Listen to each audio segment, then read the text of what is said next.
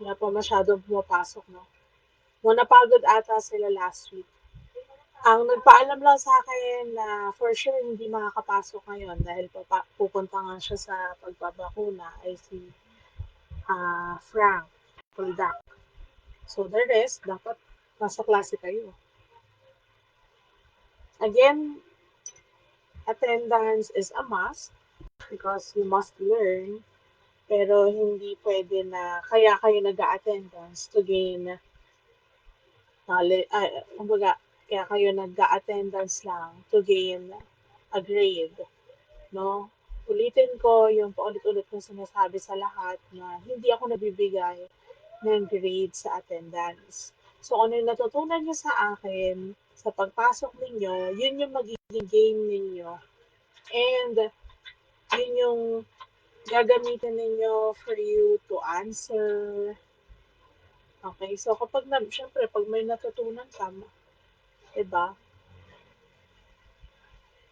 Pag may natutunan ka, you're able to answer your written works, you're able to answer your assessment, okay?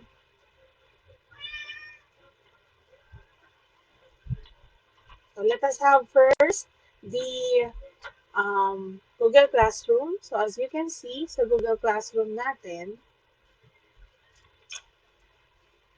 as you can see sa Google Classroom natin, I posted the link of the video. So if you wanted to have a clearer explanation of our topics on the first week, yung module 1 and 2, we have this video. Though na-explain ko naman siya sa inyo last time, yun nga lang, we wasted time on one example. And we also have here the modules for second quarter. So kapag binuksan niyo yan, makikita niyo yung modules 1, 2, 3, 4, 5, 6, 7, 8, 9.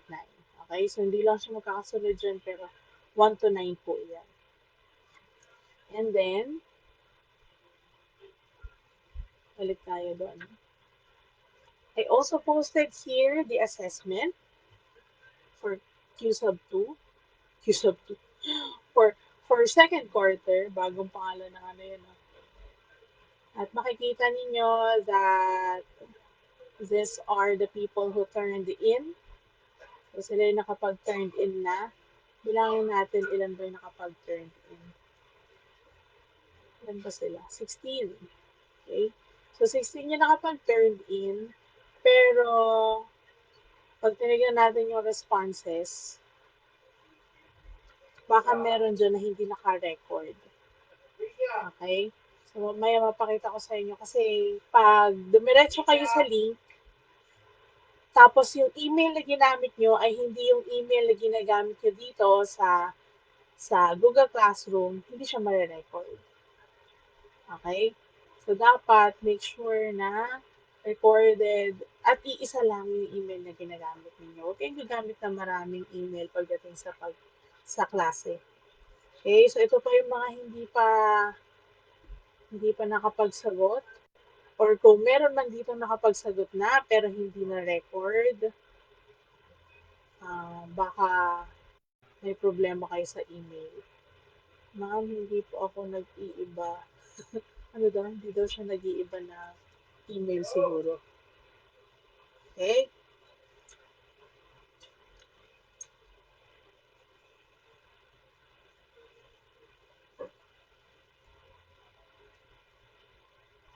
So, as of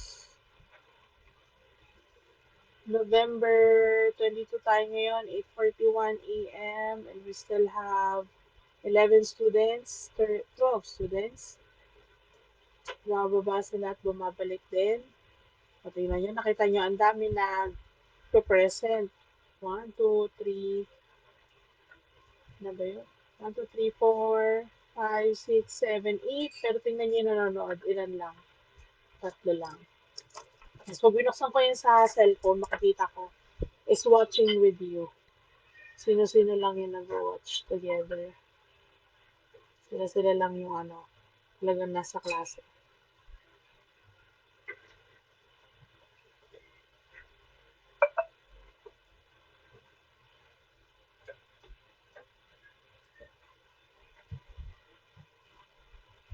Oh, nawala si Magtibay. Ay,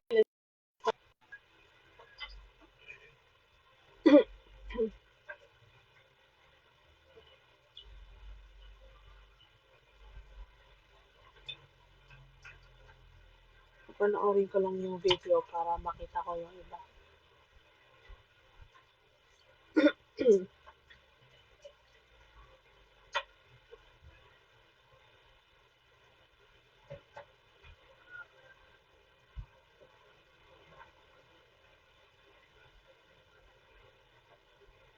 Ayan. So, apat lang yung nanonood ngayon, no?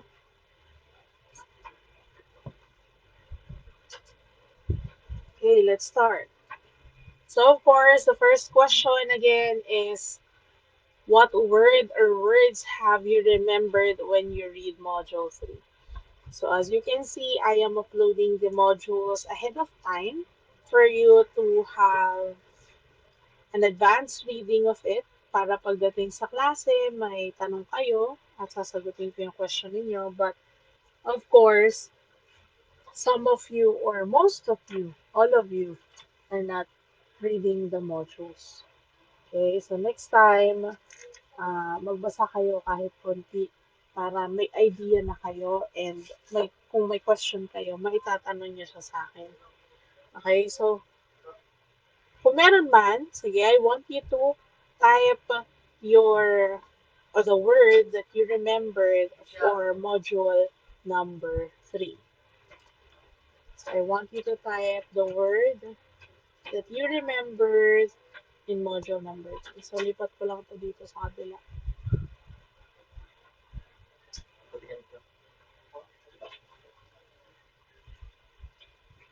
Sige, pakitype po sa ating info message. Ano yung natandaan ninyo when you read module number 3? Circle.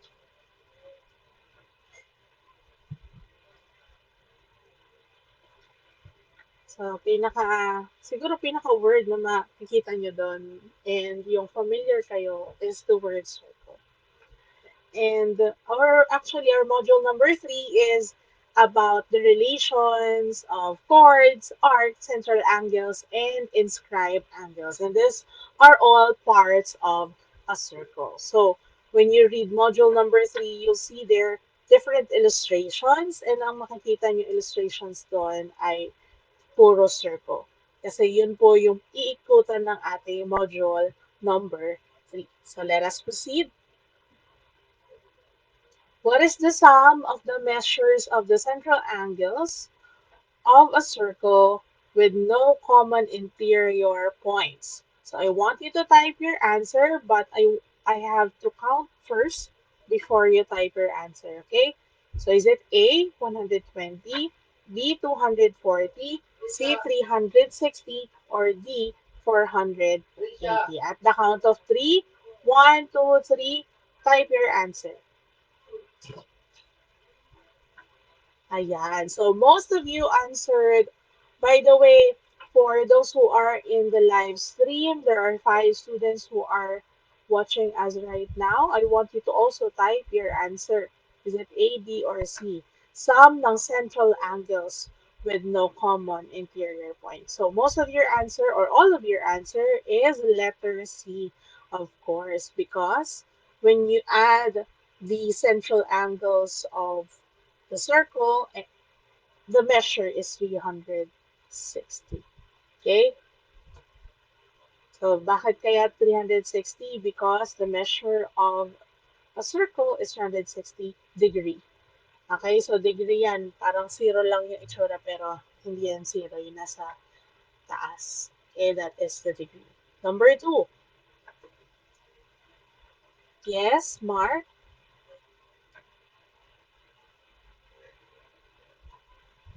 Ano ba yun? Napindot lang? Number 2. Suppose that this is an arc. Yan, itong symbol na to. Suppose that an arc is equal to 95 degree. What must be added to its measure to make it a semicircle? What must be added to its measure to make it a semicircle? Is it letter A, 60 degree, letter B, 75 degree, letter C, 80 degree, or letter D, 85 degrees? Okay, at the count of three, one, two, three, type your answers. Okay, so let me look at the FB Live. Yung nagsasagot sila sa Pungan and si Dominguez. So, most of your answer is letter. Ang daya naman ng iba, nalilate. Dapat pagka sabi ko ng 1, 2, 3, type your answer, dapat naka-ready na kayo noon para pag sabi ko type your answer, sabay-sabay kayo nagta-type. I mean, sabay-sabay kayo nagsisend. So, the correct answer is letter D. Ano ba yung measure ng semicircle? Why does it, why does we call it semicircle? Yes, correct. So, the measure of a semicircle is 180. Oh my God, dugtong dapat yan. Ano yung unit of measurement natin for that? Should be 180 degrees or the degree should be 180. Okay? So, ang sum dapat nila is 180. So, if their sum should be 180, ano pa yung kailangan natin? No, we have 95, so that is 85. Okay? So, let's proceed to question number 3. Which of the following statements which of the following statement is true or statements is true about the intercepted arcs of a central angle? Letter A, the measure of the intercepted arc is equal to the measure of the central angle. Letter B, the measure of the intercepted arc is less than the measure of the central angle. Letter C, the measure of the intercepted arc is greater than the sum of the measures of its central angles. Or letter D, the measure of the intercepted arc is equal to the sum of the measure of its central angles. At the count of three, one, two, three, type your answer.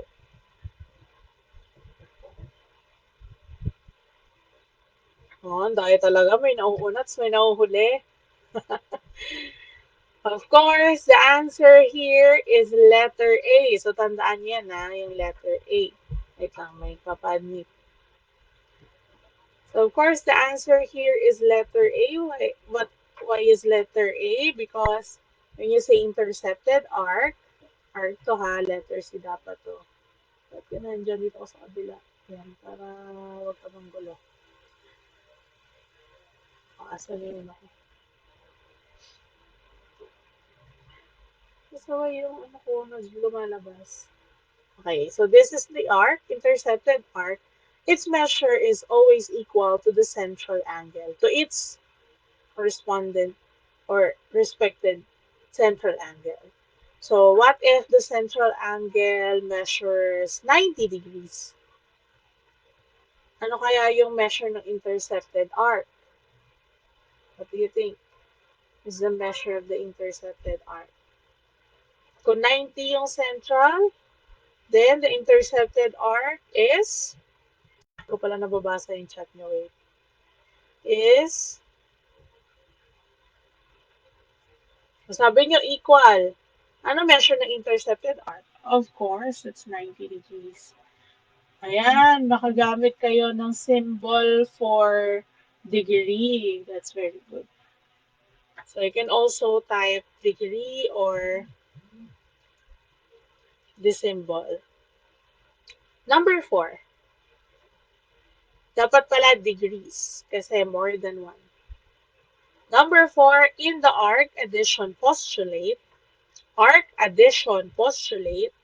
which of the following is true about the measure of an arc formed by two adjacent non-overlapping arcs? Okay? Which of the following is true about the measure of an arc formed by two adjacent non-overlapping arcs? Is it A, it is equal to the difference of the measures of the two arcs? B, it is equal to the sum of the measures of these two arcs? Is it C, equal to the quotient of the measures of these two arcs? And letter D, equal to the product of the measures of these two arcs. So I'll count 1, 2, 3, and then you have to type your answer. At the count of 3, 1, 2, 3, type your answer.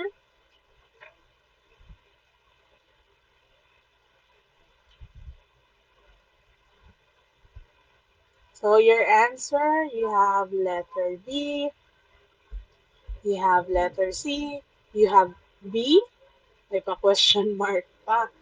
So the answer here is letter, wait lang, hindi ko nakikita yung aking, ayun, doon pala. The answer here is letter B, sum. When you say adjacent, ibig sabihin yung dalawang angles na yun. Let's say I have here a diameter. This is the circle, this is the center, and I have here the angle, the first angle, and this is the other angle. So they are adjacent and they are non-overlapping. Yung arcs nila non-overlapping. Okay? So ang hinahanap natin is ano yung magiging measure nung according to our addition postulate, ano yung magiging measure nito? Okay, so the measure of this, of course, will be the sum of the measure of the two arcs. Okay, kasi nakadepende sila sa central angle. And I will give more examples of that later. So let's proceed to number 5. Yung timer, ginawang ano, no, sir? Ginawang ano, drawing na ng circle or ng example. Number 5, under what condition can two minor arcs of two congruent circles be congruent? So you have here two minor arcs, and there are two congruent circles. So meron silang respective minor arcs. And ang tinatanong natin, paano natin malalaman if they are congruent? Okay, so is it A, if and only if their corresponding intersected arcs are congruent? Letter B, if and only if their corresponding adjacent angles are congruent. Letter C, if and only if their corresponding central angles are congruent. And letter D, if and only if their corresponding adjacent arcs are congruent. So, kailan natin masasabi that the two minor arcs that we are comparing is congruent? Is it A, B, C, or D? So, dito sa letter A, ang sinasabi niya, yung intercepted arc daw ay congruent. Yung B, ang sinasabi niya, yung adjacent angles ang congruent. Yung letter C naman, yung corresponding central angles naman nila ang congruent. And letter D, yung adjacent arcs ang congruent. So, at the count of 3, 1, 2, 3, type your answer.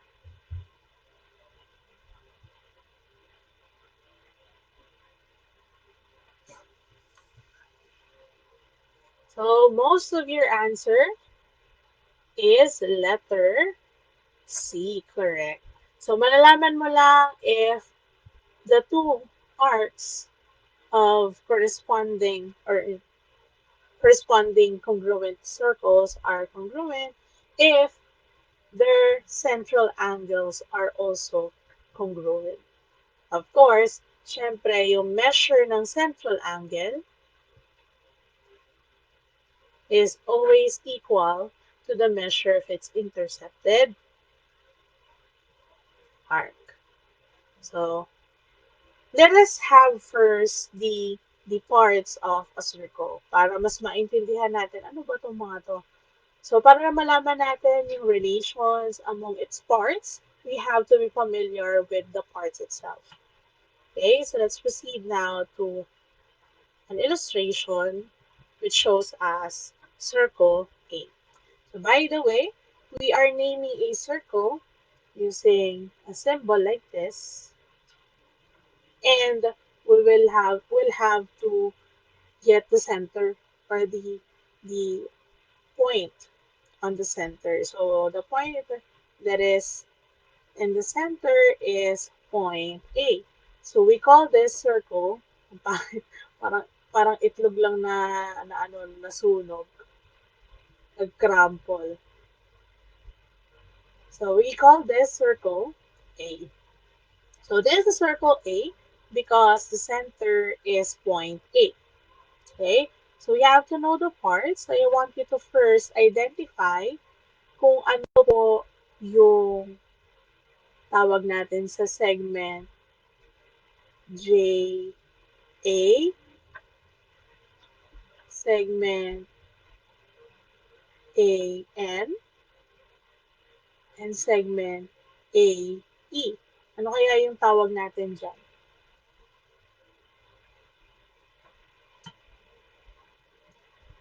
Yes, Bea?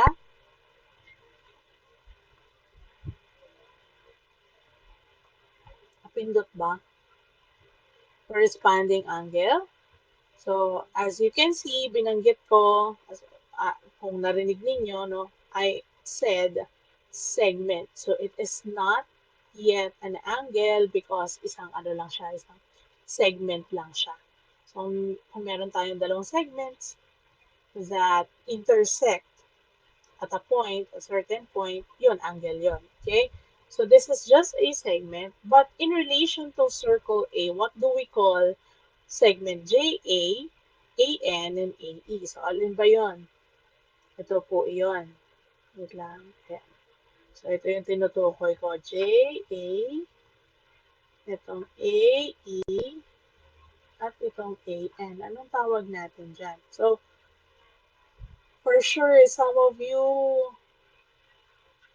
didn't remember, pero naaral nyo to before.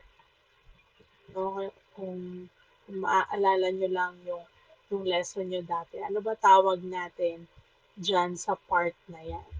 Yes, tama si Del Rosario. We call that radius. Okay, so pag isa lang, ang tawag natin, let's say, isa lang yung given ko dyan, radius ang tawag natin. But since marami sila, tatlo sila, pag plural, ang tawag na natin dyan ay radii. Okay? So kapag marami, daday, pag iisa lang, or isa lang yung tinawag natin, let's say, I am asking for segment JA only, we call that radius. And pag marami na sila, tulad nito, tatlo yung binigay ko, we call that radii. Okay? So how about segment JE?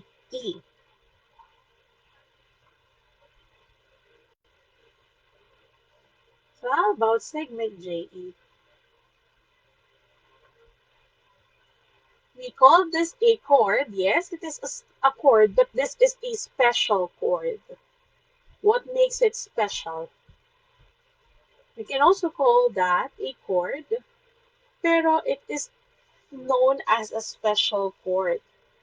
Yes, we call this, of course, this is called diameter. Why does we call it a special chord? Because it passes through where? Where does it pass? Anong tawag natin dito? Anong tawag natin kay A? It passes through the center of the circle. We call this segment JE, itong mahabang to, as the diameter, and it is also called and considered as a chord because they have or it has the same characteristic with the chord, but it is a special chord because it passes through the circle. That's why we call it the diameter. Okay? So yung center, yung A, we call that the center of the circle or center. That will also do. So malalaman ninyo kung siya ba ay diameter or simply a chord. So dahil nabigay na si chord, ang ibibigay niya naman sa akin ngayon ay yung mga chords. Okay? So ang gawin nyo, type nyo segment, tapos magbigay kayo ng chord. Okay? So ano naman dyan ang chord?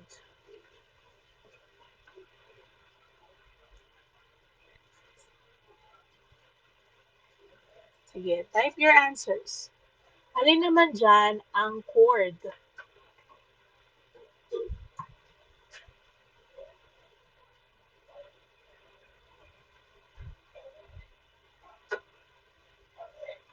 Okay, give me your answer.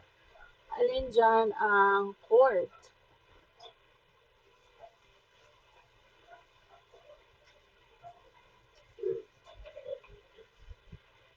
Segment LE. So segment LE, because he cannot type this symbol, so you have to type segment, the word segment. Segment EN. Ano pa? Segment NE is also the same with segment EN. Segment EL is also the same with segment LE. JE, yes, of course, that is a chord, pero we consider that as a diameter. Okay? So your answers are all correct. So what about line? O, ito naman, line. Line SL. Ano naman tawag natin dyan? Line SL.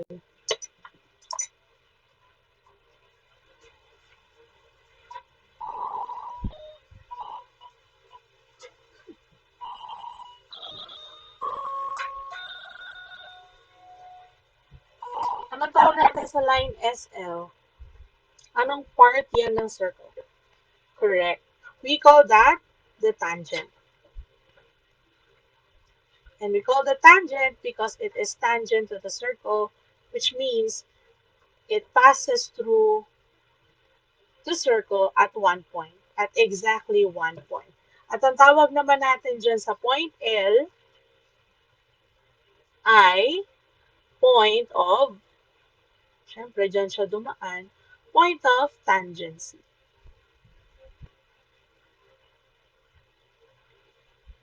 Okay, how about hmm, S?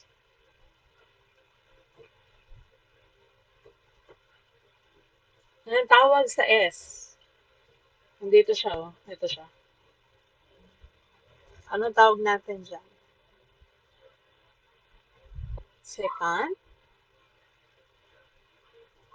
S lang ha, S. Second pa yan. Point. Yes, it is a point. Of course. Is it array? Diba when you are naming array, you have to use two letters. Then you have to use the symbol, right? To show that it is a array. But here, I just use one letter, line S. So actually, si S is just a point. Correct? Yung sinabi kanina. So let's say this is the point S. Hindi lang siya nilagay, ano? Pero there is a point there. And that point is what we call the point on the exterior of a circle. Ano ibig sabihin na nasa labas siya ng circle? So, point in the exterior of a circle. Ba talaga yung pangalan niya? Kasi nasa labas siya. Okay? Next. Dahil binigay niyo na sa akin yung secant, yung word na secant, I want you to identify alin dyan ang secant.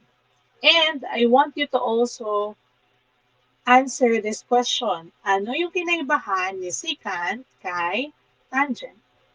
Secant kay tangent.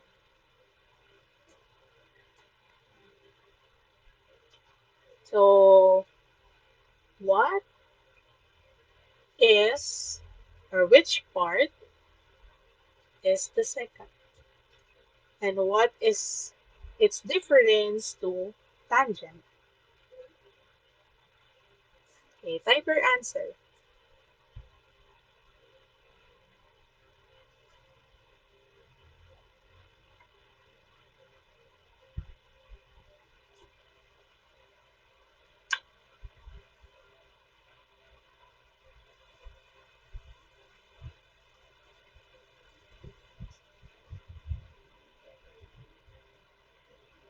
5, 4, 3, 2, and 1. So, huwag tayo magsasayang ng oras.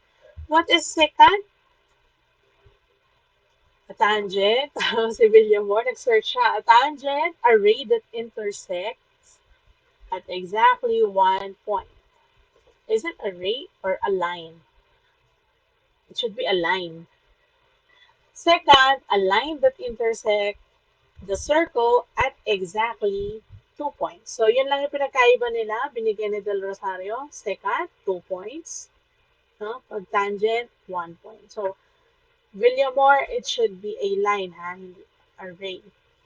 So, tama yung sagot ninyong dalawa. So, alin dyan ang second? Line ano? Line, anong line dyan yung second? Give me a left. Correct. That is line in E. So, that is a second and it intersects the circle at 2 points. Hindi ang 2 points na points ninyo, ha?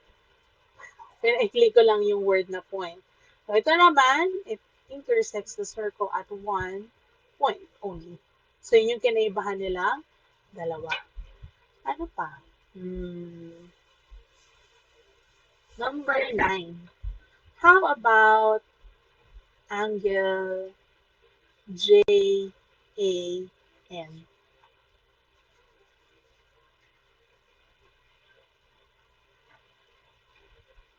January. Ano naman yan? How about angle NAE?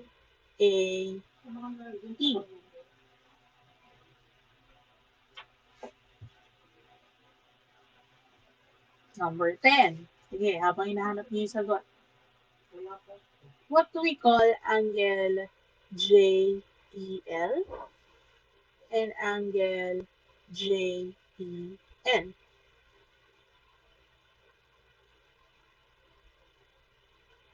Okay. So, Del Rosario and Gonzalez, Mark Louie, got the correct answer. We call this angle JAN and NAE as the central angle. Why do we call them central angle? Bakit central yung word na ginamit? Bakit central yung word na ginamit?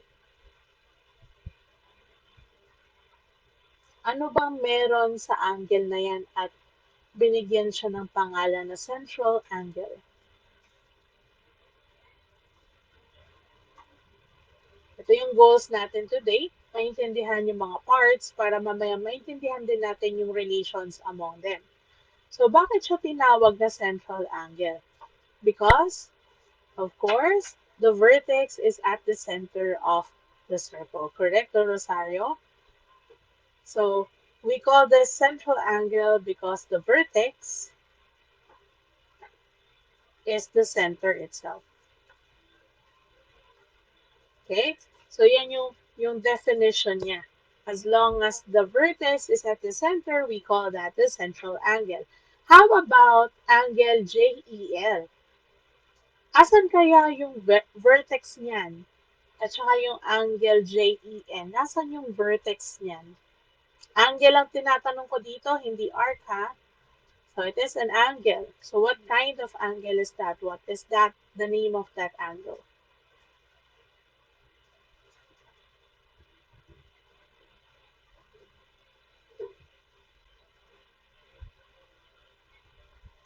Anong name ng angle na yan? Oh, ito muna. Habang nag-iisip pa yung iba. Ito, answerable by yes or no lang. Nasa center ba yung vertex ng angle JEL at angle JEN? Yes or no? Habang iniisip nyo pa kung siya ba, anong tawag sa kanya. Hindi ako na masabi yung sagot. No po, yes. No po, yes. So, the answer is no. The vertex is not at the center. So, kung hindi or wala sa center yung vertex, ano yung tawag natin dyan sa angle na yan?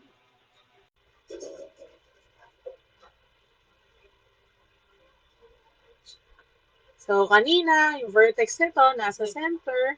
Ito naman, yung vertex niya is at the circle itself.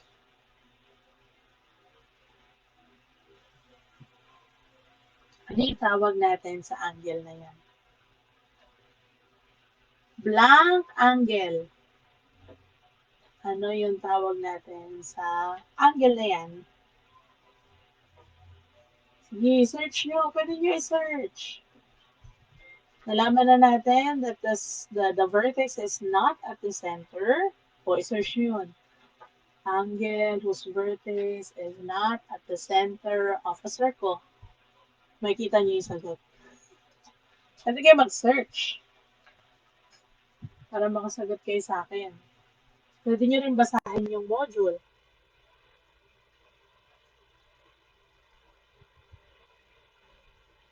Tingnan natin sila. Wow, 5 pa rin ang nasa FB Live. Pero ang nag-attendance, napakarami. 1, 2, 3, 4, 5, 6, 7, 8, 9, 10. 9 pala, 9.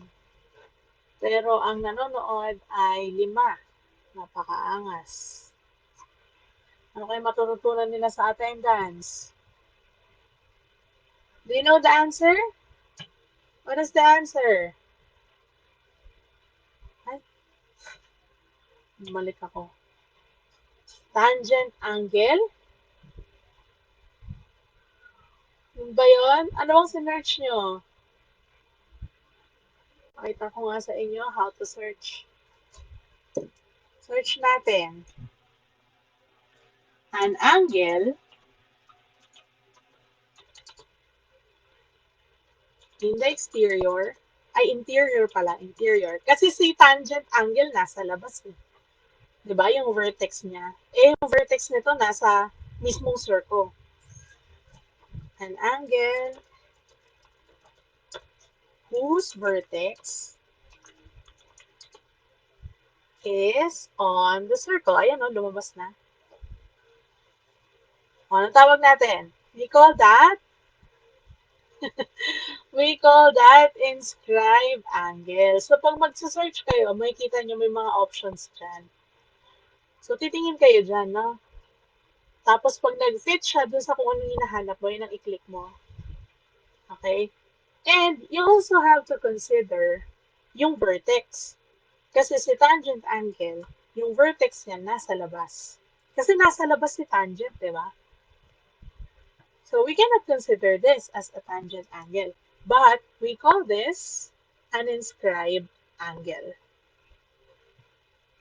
So inscribed angle, it is an angle inside the circle and its vertex is on the circle itself. So makikita nyo, ito yung vertex niya. No? Ito yung vertex ni LEJ or JEL and JEN. Okay? So nasa mismong circle yung kanyang vertex. So what if, yes,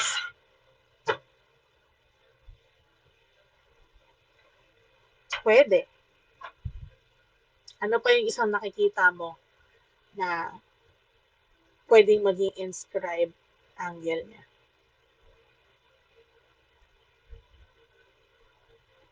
Ano pa yung pwedeng maging inscribed angle? Vertex A? Ano yon?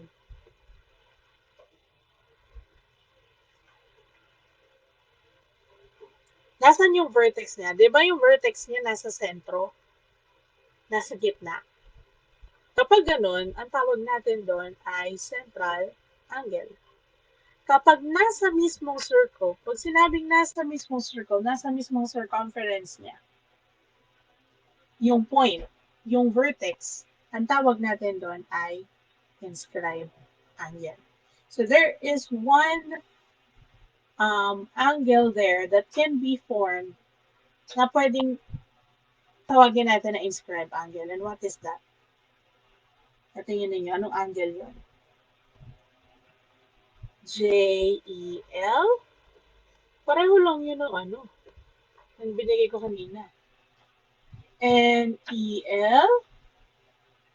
Okay, so we can also consider NEL. So we have angle NEL, correct? Ano pa?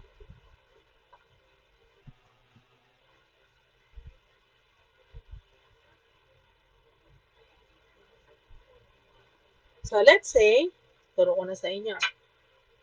If this continues, let's say I have here another radius, what angle can be formed?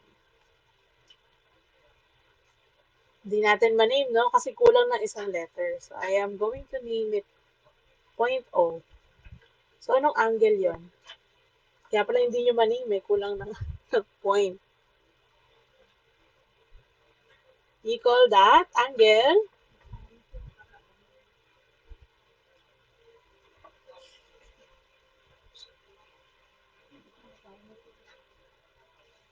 nagbasa ka na. We call this angle, ano yung vertex niya? Ano na, may isa pa ako ditong radius. So, connecting. One, correct. So, we have angle ONE or ENO, kahit alin ba. So, as you can see, there is a vertex here and it is on the circle. Eh, hindi nyo lang siya ma-name kanina at hindi nyo masyadong makita because wala tayong radius dito and wala tayong point. So, hindi nyo siya ma-name. So, kailangan ko siya lagyan dyan ng radius and to name this para mabigay nyo rin yung name ng angle. Kasi pag nag-name tayo ng angle, yung vertex yung nasa gitna, tulad nito, nasa gitna si N, kasi siya yung vertex, at yung dalawang dulo naman ay yung, of course, yung points. Other 2 points. Okay? So, ano pa bang nakalimutan ko? Ito. So, as you can see, dito sa ating illustration, as there are parts of the circle kung saan they are bounded by the angle. So,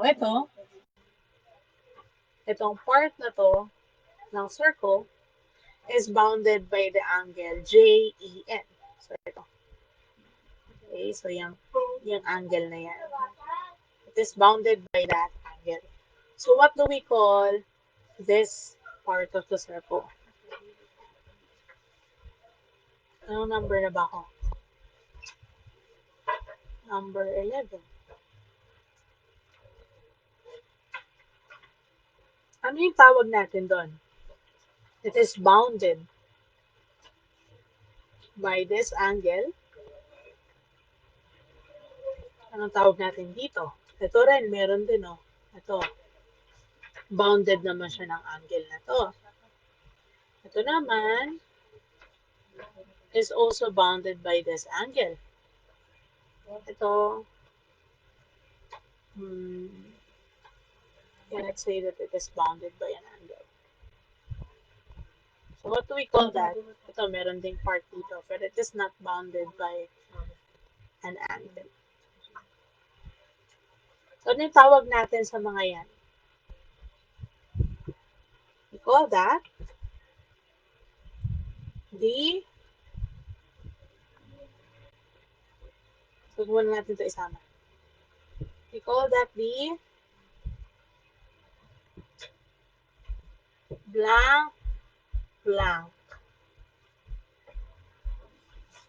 Di pa familiar? Nabanggit to kanina sa topic, no?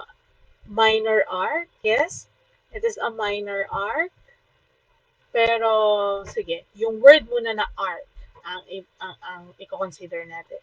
So we have here the word arc. And what is an arc? Sige nga. Can you give me the definition of an arc? It is bounded by, it is not just bounded by an angle. No? Ano yung pinaka-definition ng arc? How can we define an arc? Just by looking at the illustration.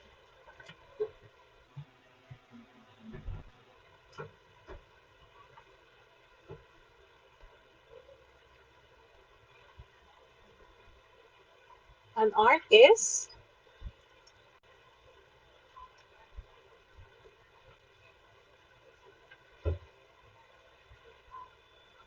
mga nasa FB Live, 8 kayo dyan, huwag nang pa-heart-heart, sagot din kayo.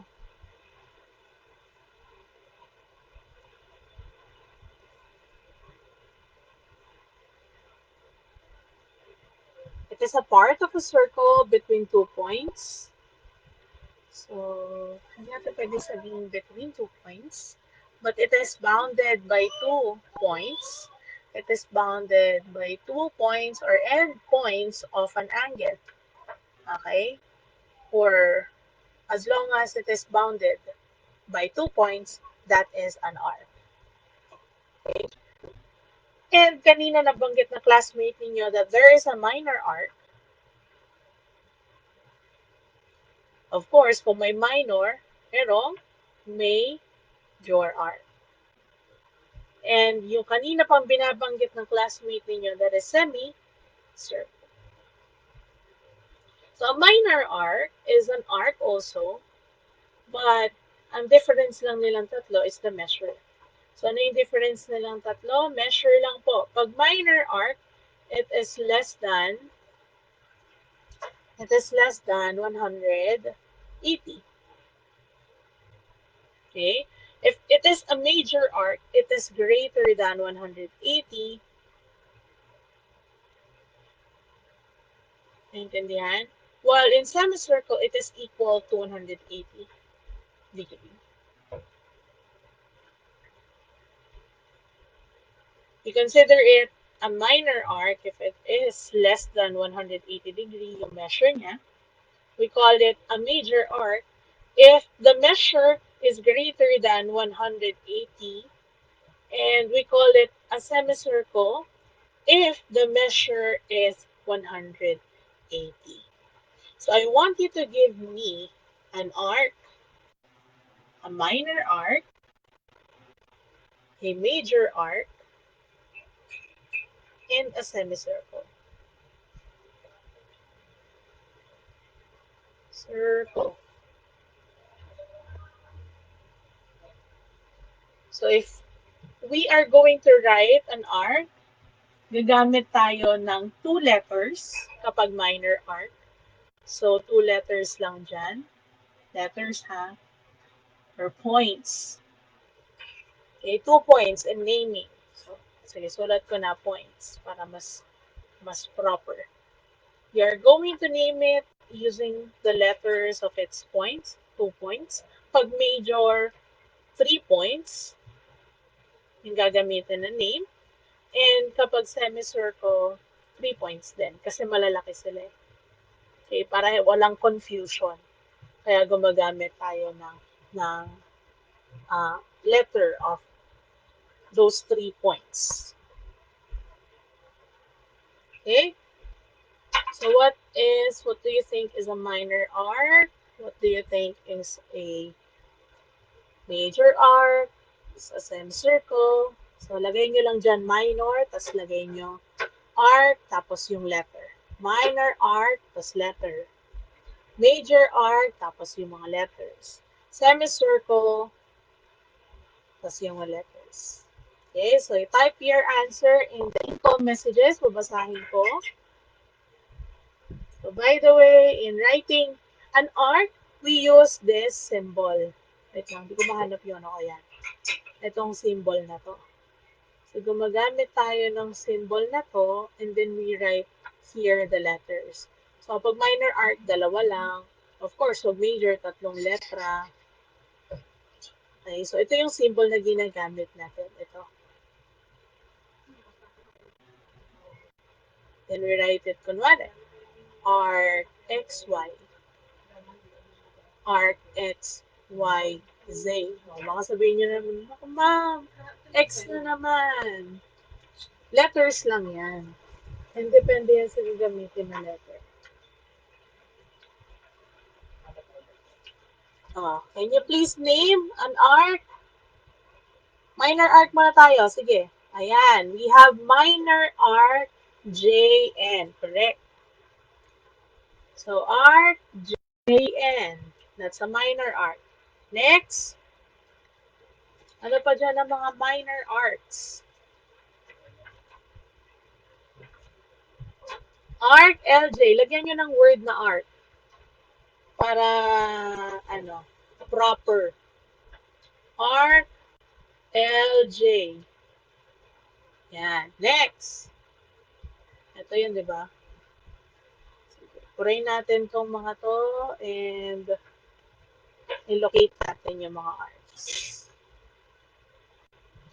Arc JN, ito yon.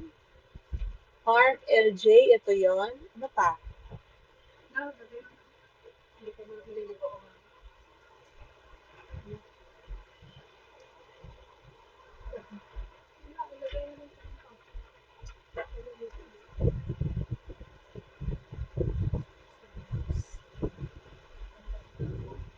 Pag may salon ka, social.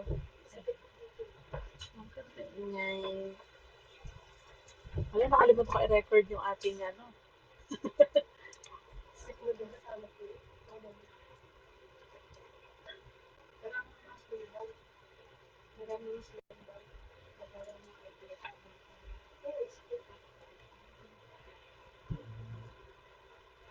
Ano pa? Ano pa yung mga arcs na nakikita ninyo? Minor arc.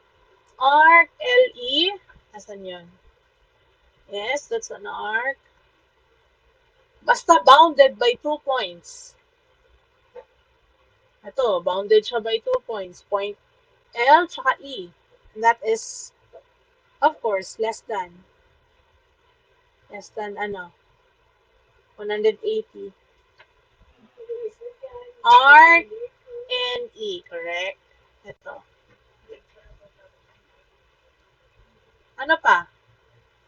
Meron pa ba kayong nakita na hindi pa natin nasama? Basta less than 180. Arc yun. And minor arc yun, basta less than 180. Ano pa?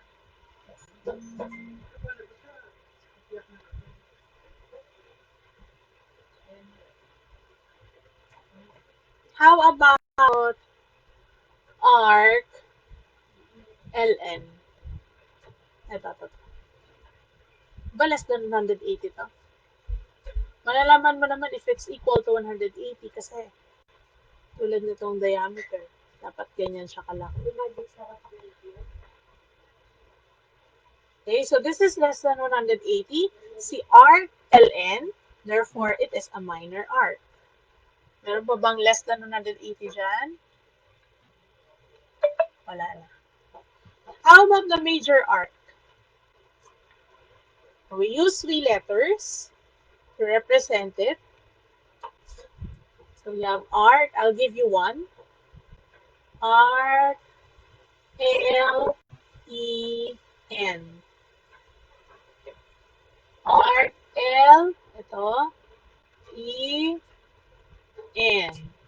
More than 180 yan. So that is a major arc. Try natin ang pangit. How about the others? Major arc. Another example. Bala kayo, maubusan kayo. Arc L N E. Saan naman yun? L N E. So that is a major arc. Same as, katulad lang din yan ang binigay ni Postrano. L, J, ano ba yan? LJN? Less than 180 yan. Kitang-kita naman if it's less than. Dapat greater than. Okay, kaya siya tinawag na major arc kasi malaki. Dapat more than. LJE, correct. Pero pareho lang din yan ni NJE. Pareho sila. Arc NLE, correct. Arc NLE. Ano pa? Arc NLE, correct.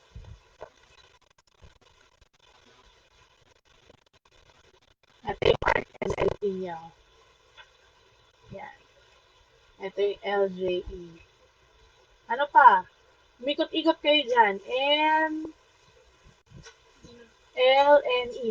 Nabigay ko na yan. NEL. Pareho lang yun nito, oh. No LEN. Sige, ikot pa. Start naman kayo kay J.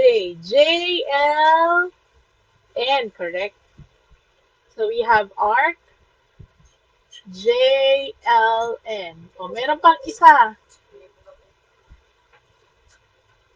Ay, hindi. Okay na pala yan. Nabigay na pala.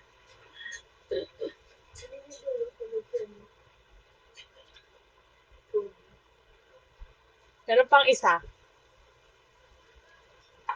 Ano pang, nagsisimula din sa J. ELJ. ELJ. Oo. Tingnan natin yung ELJ. Dito Zara. ELJ. Ano napansin nyo sa ELJ? ELJ. Is it a major arc? ELJ. Tingnan nyo. Is it a major arc?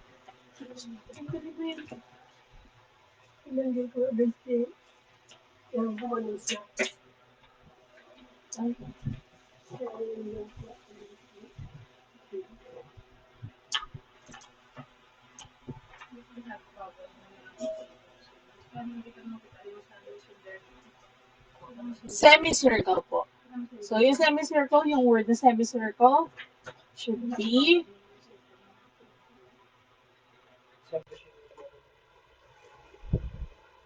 ito, semicircle. Ano yung binanggit niya? ELJ. Yan. So, that is a semicircle. Why? Because it measures 180. Bakit 180? Kalahati po kasi siya ng circle. Remember that the circle measures 360 degrees. So half of it is 180, and if semicircle is 180, madali siyang matandaan kasi may kita nyo kalahati yung arc. So alin pa yung major arc? Ay, nakikita po ba kayo?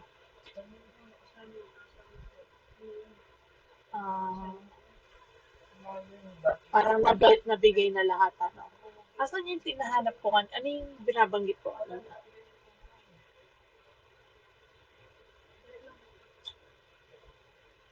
Nabanggit na to, nabanggit na yun, nabanggit na to, nabanggit na yun. Okay, so finish na tayo dun sa major arc. So those are the different arcs, but we also have here the semicircle. Ano pa yung hindi pa nabigay sa semicircle?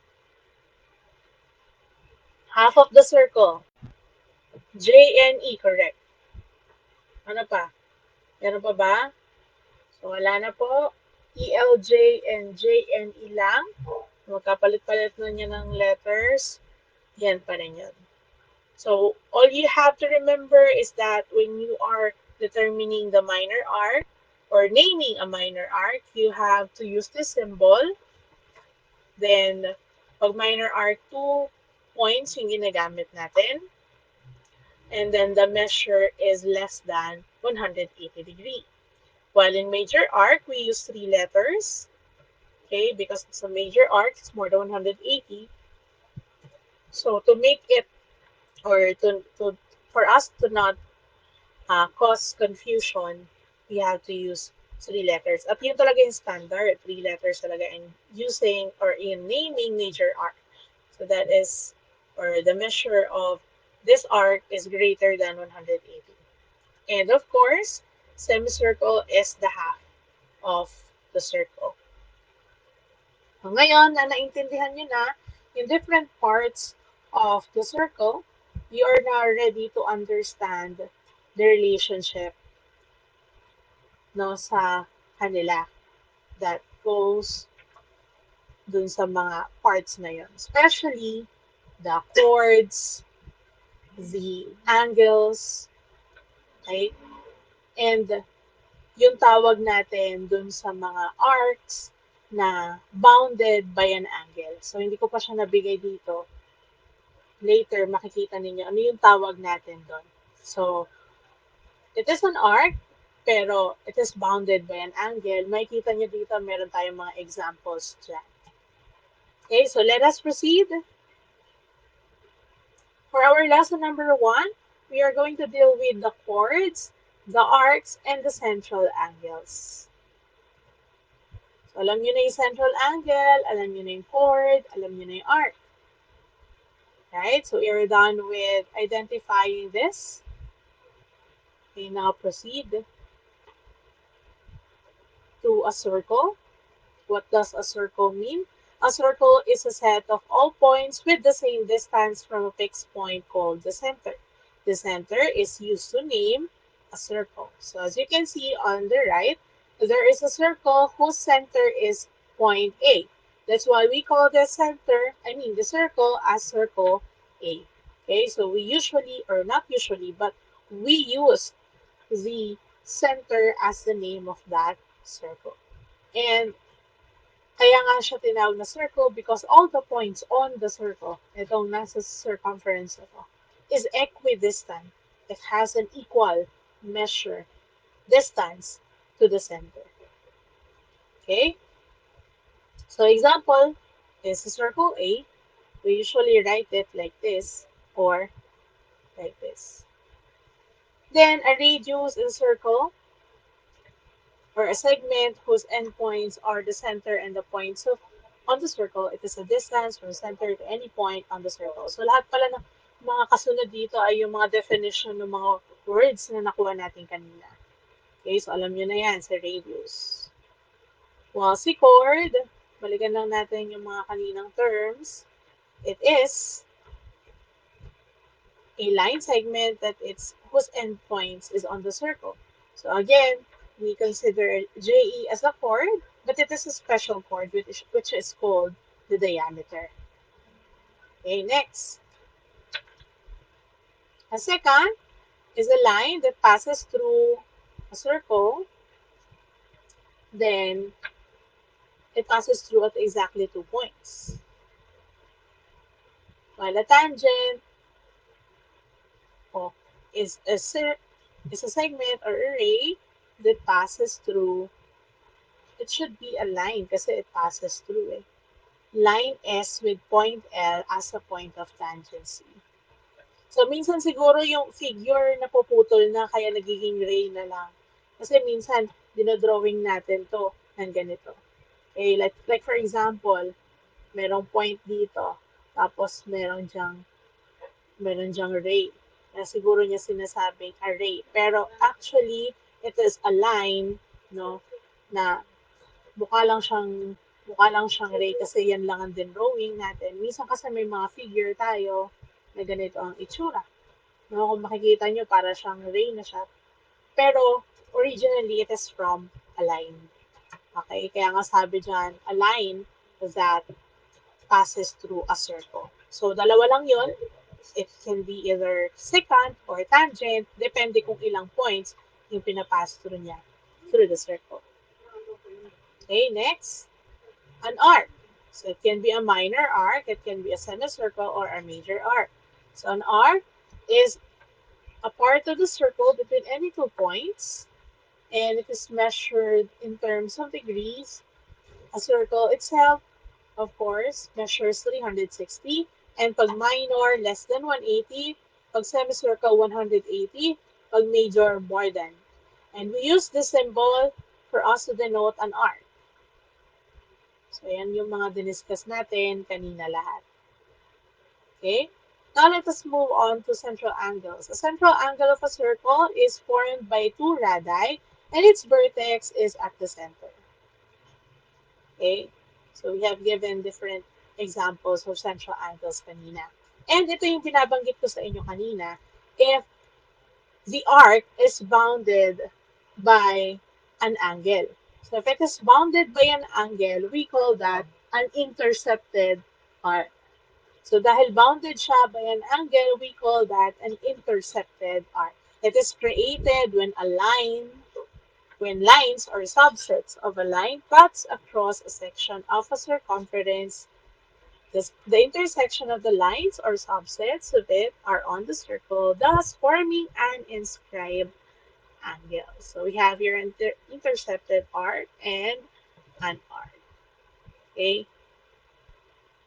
As you can see dito, we have arc LN, and it is intercepted by the inscribed angle LEN. RJN, intercepted arc naman siya ng central angle. Naintindihan po? So, pakita ko lang dito. Okay? Lagay lang natin. Si arc LN, hindi ko talaga mabilog. Si arc LN ay intercepted arc nitong angle na to. Okay? Intindihan yon? While si arc JN, ito, ay intercepted arc ng dalawang angle. Itong central angle na to, and ito pa. Okay? So, pwede na ang isang arc, intercepted arc, ay bounded by two different angles. Pwede yon. Tulad ng nandito sa pangalawang given natin. Okay. So, you have here a circle. Ano na bang next natin? Ayan. So, you have here a circle. You have here a circle. Hindi ko nalagyan ng name. Lagyan natin ng name. Letter E. E na lang yung kulang. So we have here circle E. And we are going to deal with the measures. Okay, so we are done with the parts and their definition. Ngayon naman we are going to deal with the relationships. And that means we are going to have their measures. So let us say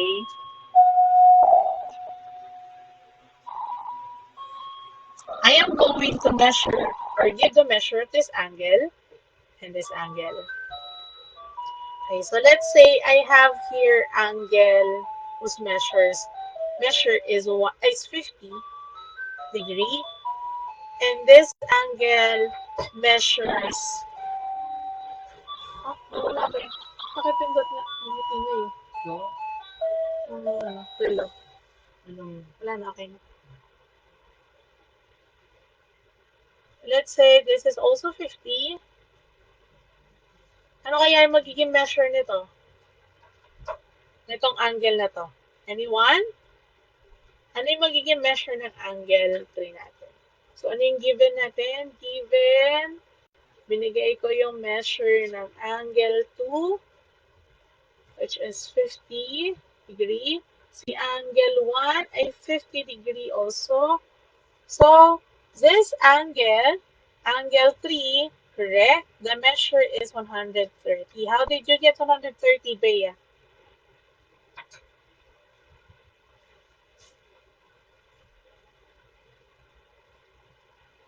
Tawag na natin siya isama doon kasi hindi mo siya given.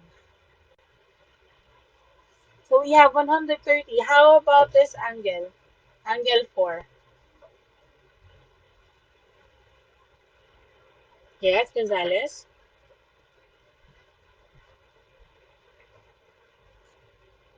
Correct. So, pare-pareho po kayo ng sagot na Pastrana and Villamor. This is also 130. Why? Because what idea did you use? What concept did you use for you to find out na ito ay 130 degrees?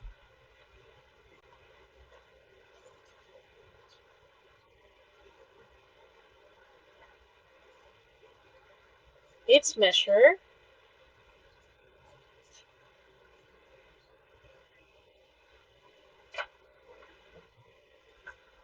Okay.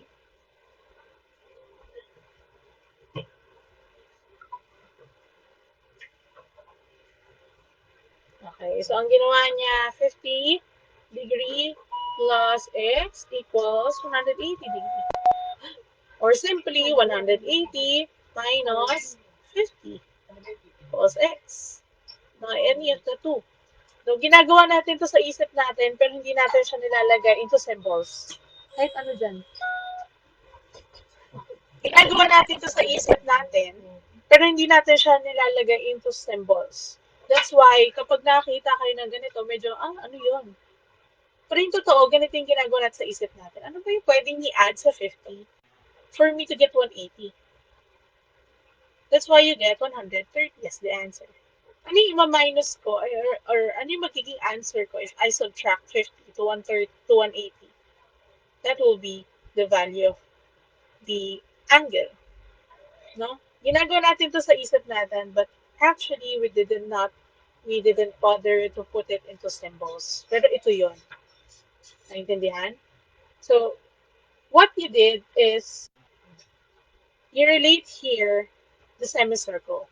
You use the concept of a semicircle. Ito yung semicircle natin. And then, by looking at that, nalaman natin that this angle is 130. Therefore, kung 130 yung measure niyan, what will be the measure?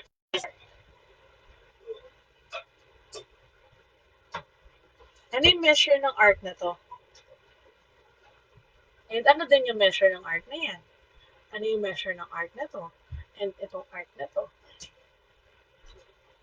Okay, so can you give me the measure of the arcs? What is the measure of arc AB? What is the measure of arc AD, arc CD, and arc BC? Yeah, you have to type the arc and then its measure. Arc ganito is measures ganito. Or equals ganito, ganyan. Okay, go. Ano kaya yung measure ng mga arc na yan? If its angle measures 50, 130, and so on.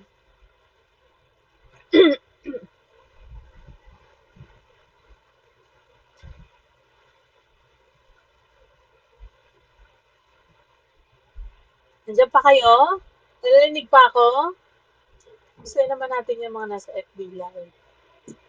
Present lang nakikita ko sa FB Live eh. Wala namang answer. Anyone?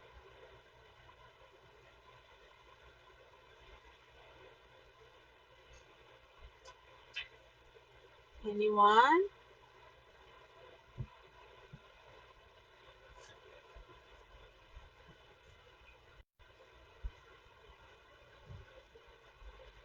Sa tingin ninyo, bakit to 180? Ito muna tayo. Bakit siya 180? Because it is half of the circle. Meaning, this measures 180 because it is half of the circle. And as you can see arc BAD is a semicircle. Ibig sabihin na measure niya 180. Kung si semicircle BAD measures 180, ano yung measure ni angle AB? Ano yung measure ni angle AD? I mean arc. AB and AD. Ano kaya yung relation yan, ng mga angle na yan, dun sa arc.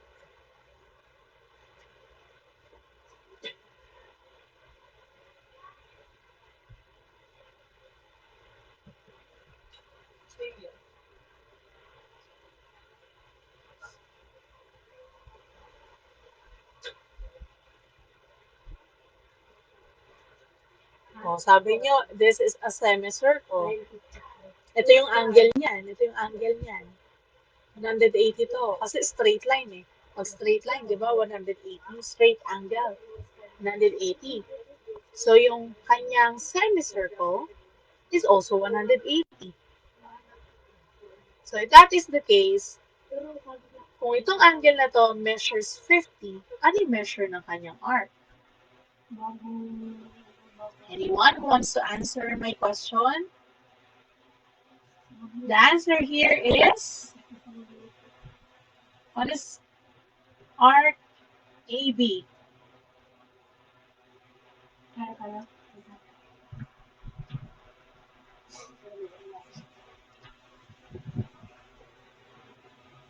Correct! The answer is 50. Pareho lang po sila na measure nung kanyang angle. Si intercepted arc is equal to the measure of its central angle. So, yung central angle natin dito is angle 2. So, as you can see, si angle 2 measures 50 degrees. Therefore, its arc, its intercepted arc, which is arc AB or BA, whatever you call it, is also equal to 50 degrees. How about si arc AD? Ano yung measure niya? Ano yung magiging measure ng arc AD natin? If its angle measures 130 degrees.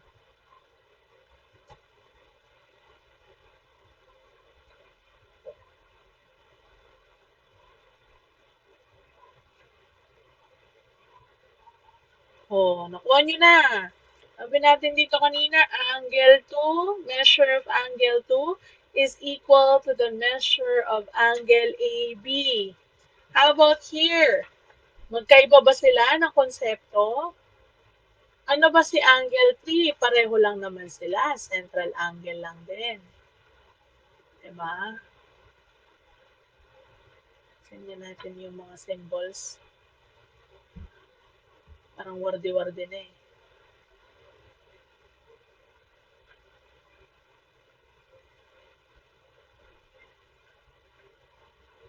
230. Yung angle na yun. Okay. Ay, hindi pala siya pwedeng lagyan ng ganito. Baka sabihin nyo, ano eh, equal sila lahat. 130, of course. Bakit 130?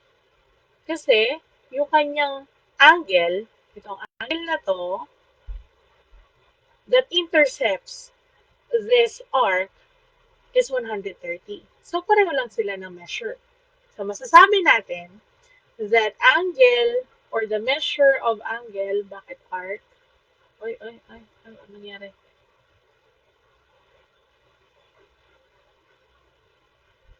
That the measure of angle 3 is equal to the measure of arc AB.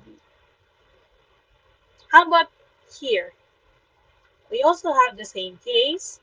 Therefore, angle, arc lagi sinusulat. Measure of angle 4 is also equal to the measure of arc CD. Measure of angle 1 is also equal to the measure of arc BC. Ano yung ibig sabihin nun? Therefore, arc BC is equal to 50 degree. Arc CD is also equal to 130 degree. Ano yung mapagtatanto natin ito? Ang layo naman yan. Dito ka nga. Arc, sige, dito na. CD is equal to 130 degree. Actually, bawal siya isulat sa loob eh. Suway lang ako. Lagyan natin dito sa labas. Dapat dito siya sa labas. Ano yung masasabi ninyo? Ano ko siya ilalagay dito? Walang space.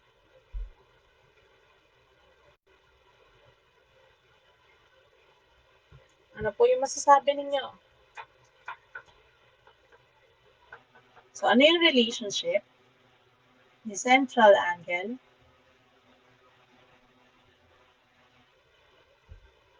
and its intercepted arc?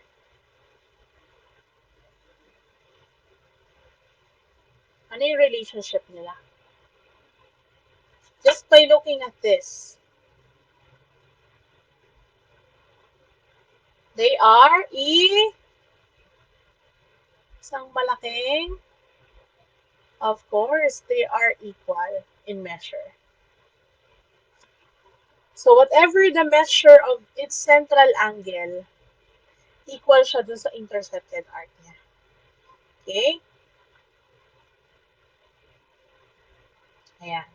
So the sum of the central angles, if you have this figure, tulad nung kanina, is 100, 200, 360 degree.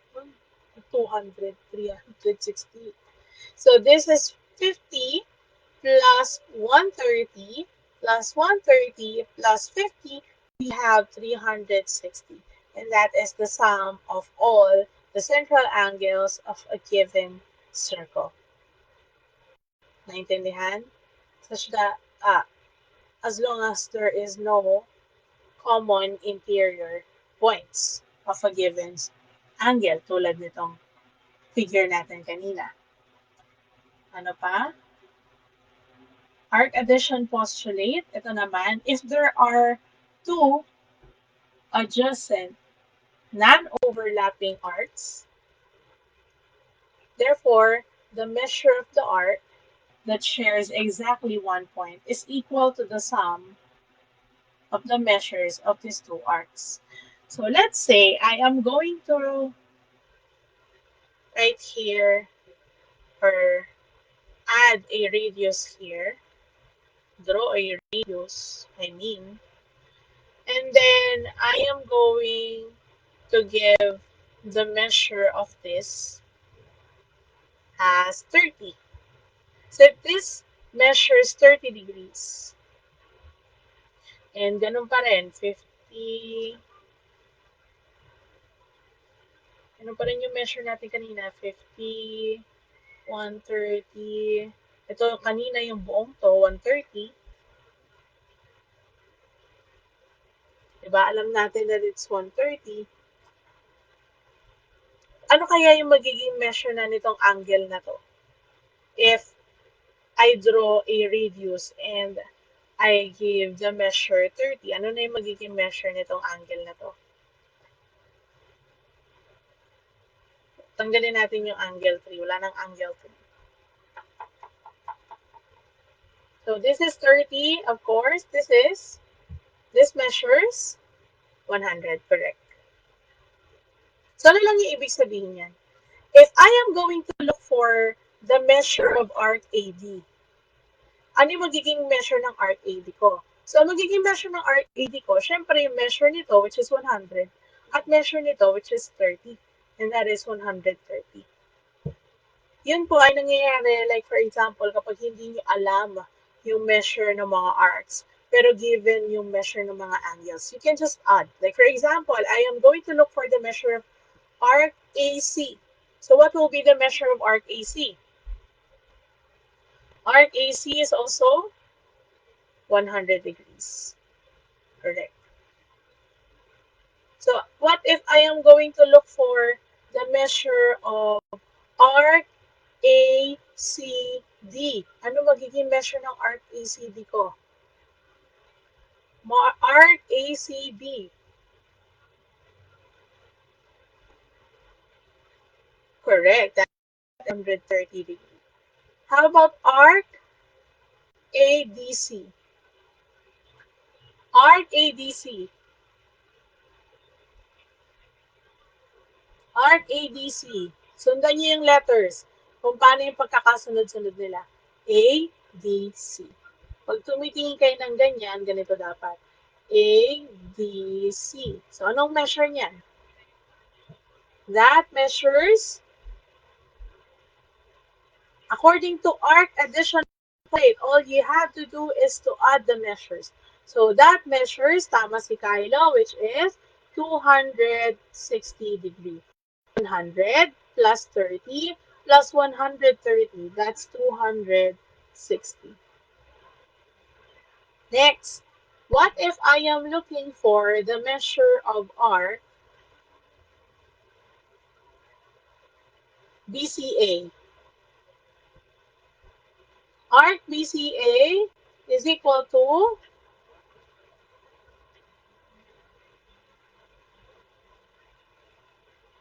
100. BCA, BCA, BC, hindi ka babalik doon. Kundi pag ganito ka. BCA. So what's the measure? BCA, arc BCA. So arc BCA is equal to, okay, type your answer. BCA. BCA. Ang laki nito eh. Para maging ano, 230. Ay, 230 ba? 230 ba talaga yan? So, 260 plus 50, that's 310. 50 plus 130 plus 30 plus 100. Oh, anong measure yon? 160 na to, 260 plus 50, 310. Okay, so that is what arc addition postulate is. Okay, so if you know the measure of the angles, you will know the measure of its intercepted arc. No, alam na natin that the measure of the intercepted arc is the same as the measure of its central. Therefore, we'll be able to find the measure of the different arcs just by looking at the measure of the angles. So, pag buo na yan, of course, lahat na yan, circle, 360 talaga. Pag circle yan, ha? Pero pag arc lang ang hinahanap natin, meaning you have to add the measures. Okay? So, let us proceed. Anong kasunod? Ay, ito ulit. So, let us identify what is being asked in the given items. Refer to circle C. The angle intercepting arc GA. So, anong angle yon that intercepts arc GA? What do we call that angle? Anong name ng angle na yon? Hindi ko sabihin yung name. We are going to name the parts. Okay, we are going to name the parts na tinutukoy ng mga descriptions. The angle intercepting GA. Anong angle yung nag-intercept kay GA?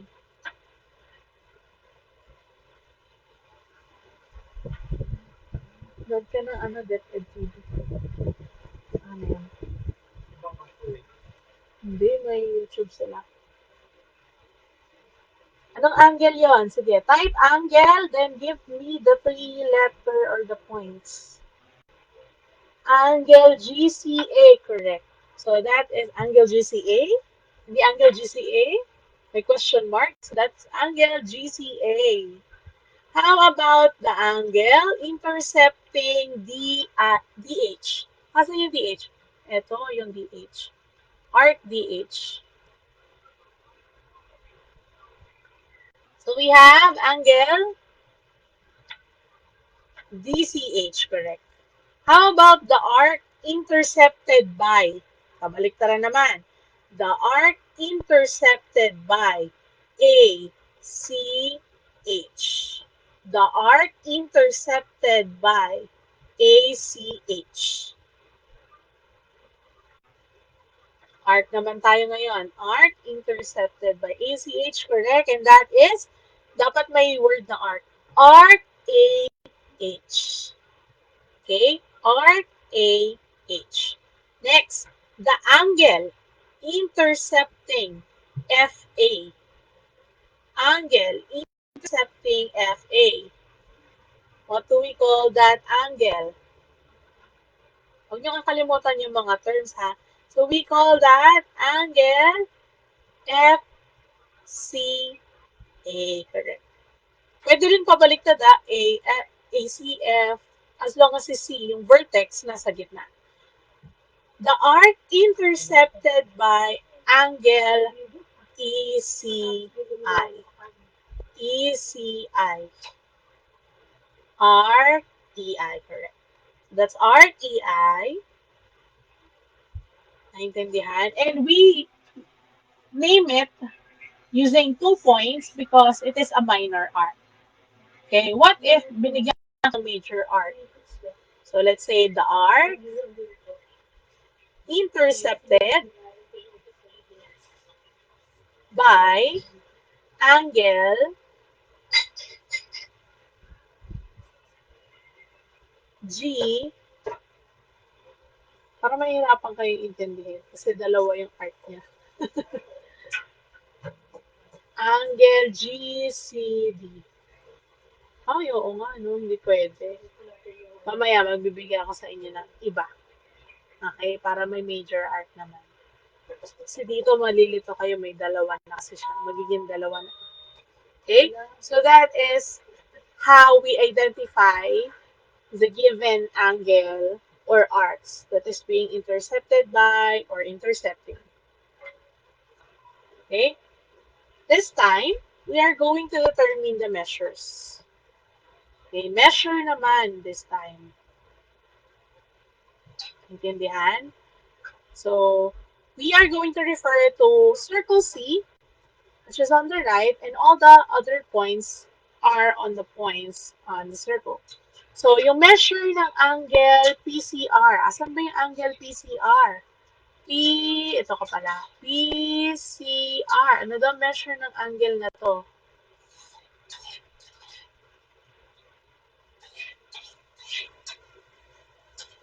Ano yung measure ng angle na yan? What do you think is the measure of this angle? Parang may mali sa given, pero sige, isipin nyo na lang. Isipin nyo na lang tama siya. 75? Is it 75 degrees? PCR. Ito, 45, 45. So, bago natin hulaan, okay, let us find out first, paano natin ma-identify yung measure. So, ganito yan ha. If there is an opposite angles, they tend to have the same measure. So, let us say that this is 45 degrees. As you see here, it's 45 degrees, right? So, ibig sabihin yung opposite angle niyan, I mean, the intercepted arc is also 45 degrees. Okay? Yung arc na to. Then, itong arc na to is 45, therefore, the angle is also, anong measure nito? Pareho lang, 45 degrees. And paano natin malalaman if they are opposite angles? Lagi niyong tatandaan that opposite angles are congruent in this kind of situation. Like for example, angle 3 and angle 7, they are opposite angles. So if they are opposite angles, if this is 45, ang measure nito is also 45 degrees. Ito, angle C. Ano kaya yung measure nitong angle C? It is also 40. Okay, correct. This is also 45. So using that concept, the opposite angles are congruent. We can also say that if this arc measures 15, ibig sabihin ng angle na to 15 degree. Ano yung measure ng opposite niya? That's angle 5. Anong measure niyan? Correct. This measures 15 degrees. O ito, binigay din to, 30. So, ang measure ng angle is also 30 degree. Pareho lang sila. Ano yung measure ng angle 1? Angle 1 measures 30 degrees. Correct. And if this measures 30 degrees, this measures 15 degrees, ano yung measure nitong angle 8? Angle 8 also measures Ano yung magiging measure? Correct. This measures 45 degrees. And yung opposite angle niya, which is angle 4, is also 45 degrees. So, compute niya nga kung naka-ano na tayo, naka 360 na tayo. Of course, 360 na yan. 90, 90, 90, 90. So, just by looking at the given, ano lang ba yung given sa atin kanina? Ito lang naman yung given sa atin. No, ito lang yung mga given. Just by looking at these four given measures, we are able to find the measure of all the angles using the concept na opposite angles are congruent. So you have to remember that when you have opposite angles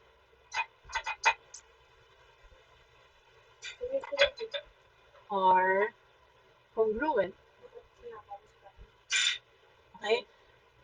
Masasabi mo lang siyang opposite angle siya if that angle is formed by two chords.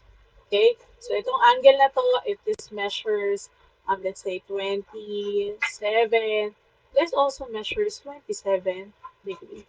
So, ito yung tinutumbok nung theorem na yan, or nung ano na yan, concept na yan. The opposite angles are congruent. So, what is the measure of angle PCR?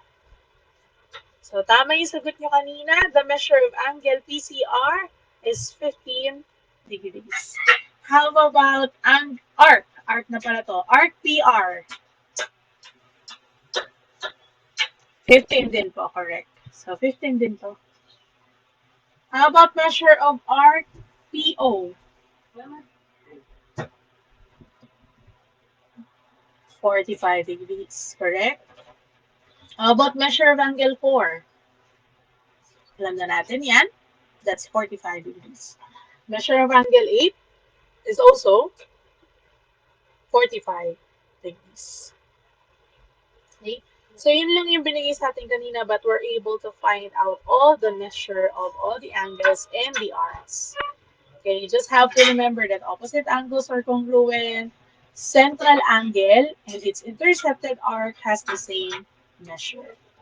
So, ano pa? Now, let us proceed to lesson 2. So, kanina, central angles lang.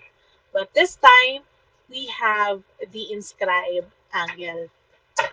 Kanina, sabi natin, the measure of a central angle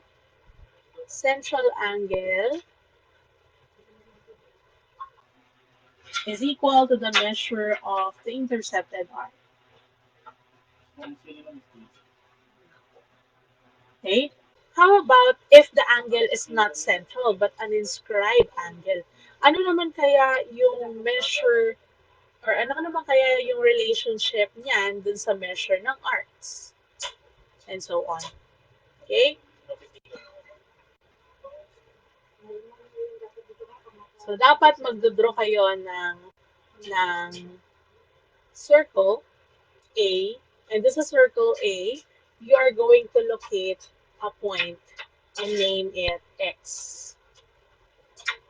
Locate two more points, Y and Z, on the circle such that when you connect them, you will form an equilateral triangle. So, what is an equilateral triangle? Anyone who knows the definition of an equilateral? Ano ba ibig sabihin ng equilateral?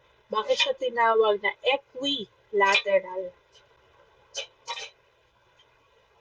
All sides or measures of all sides are equal. All sides are equal. And that is equilateral triangle. Yes po, equal po lahat. Ganun din, of course, yung measure ng kanyang angles. Okay? So, yung measure, pag sinabi kasi equilateral, it is also equiangular. So, pag ganon, yung sabihin pati yung angles niya have equal measures. So, the name of the circle is A. So, I am going to point So, right hit here. So, maglagay tayo dito ng point. Ito ba yung center? Wait lang. Nagaan na yung digital pad. So, ito yung center. We have point. Lumalaki lalo. Point A. Then, I am going to put another point, and this will be point X. So, para makagawa ako ng equiangular or equilateral triangle, ayan. Tapos, i-connect ko sila. Kaso, pag kinonnect ko to, hindi ako marunong. Baka hindi sila hindi sila mag-straight. Ayan. Tapos, please bear with my drawing. It's so messy and so ugly. Ay, hindi sumasakto. Pangit na nga, di ba sumasakto? Ah, so, para malaman natin that they are equilateral, let's put a symbol. Kung may nakita kayong ganyang symbol, that means equilateral. So, kahit hindi mo kang equilateral, by the symbol, it is equilateral. So, para mas maintindihan niyo, I have here better illustration of this. So, yeah. And ang i-discuss natin dito is not central angle. So, when you connect these points, X, Y, and Z, you form a triangle. And also, you can form here an inscribed angle. So, what are those angles? So, those inscribed angles that we have here is angle X, Z, Y, angle X, Y, Z, angle Z, X, Y, angle Y, X, Z. Pareho lang pala to. Bakit ko ba inuulit? Pero pa hindi ko nabanggit. X, Y, Z, X, Z, Y, Z, X, Y, Z, Y, X.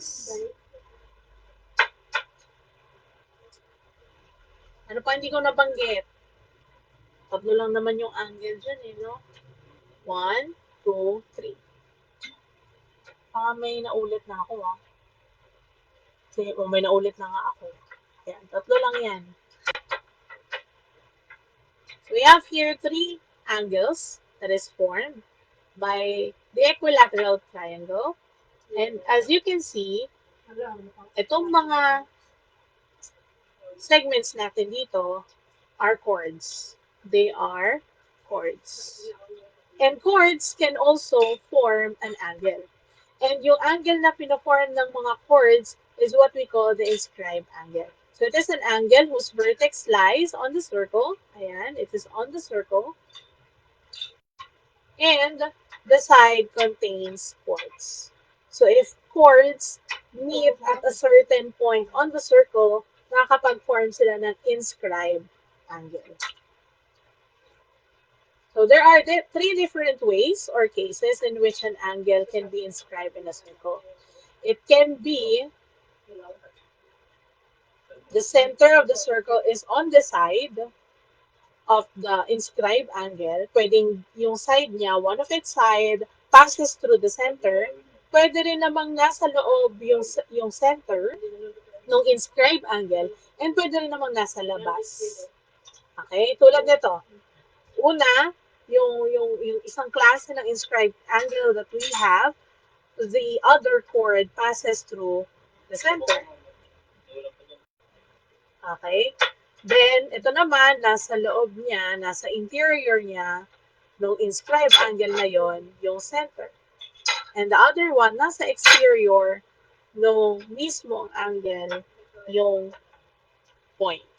So, these are three cases kung saan makakapag-form tayo or the inscribed angle can be formed. Okay, pwedeng dumaan siya yung one side dun sa center, pwedeng nasa loob yung center, pwedeng nasa labas ng inscribed angle. And then, All you have to remember is that the measure of the inscribed angle ay kalahati ng kanyang intercepted arc. So let us say that this intercepted arc measures 45 degrees. Ano kaya yung measure nitong angle na to? If it's 1/2 of the measure of its intercepted arc. Anyone can answer my question? Ano kaya yung measure nito? Itong angle na ito. Ano yung magiging measure niyan? If it's 1/2.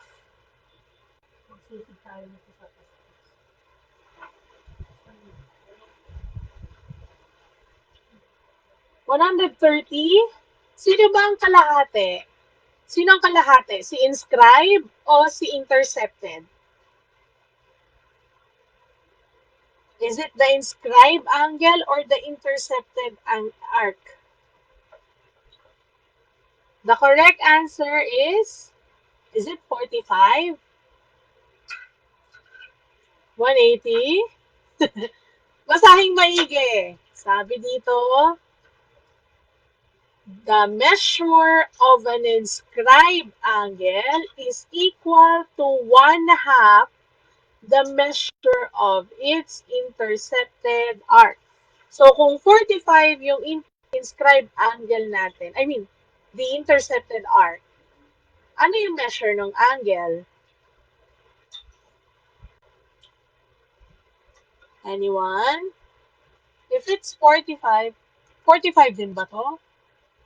Hindi siya central angle eh.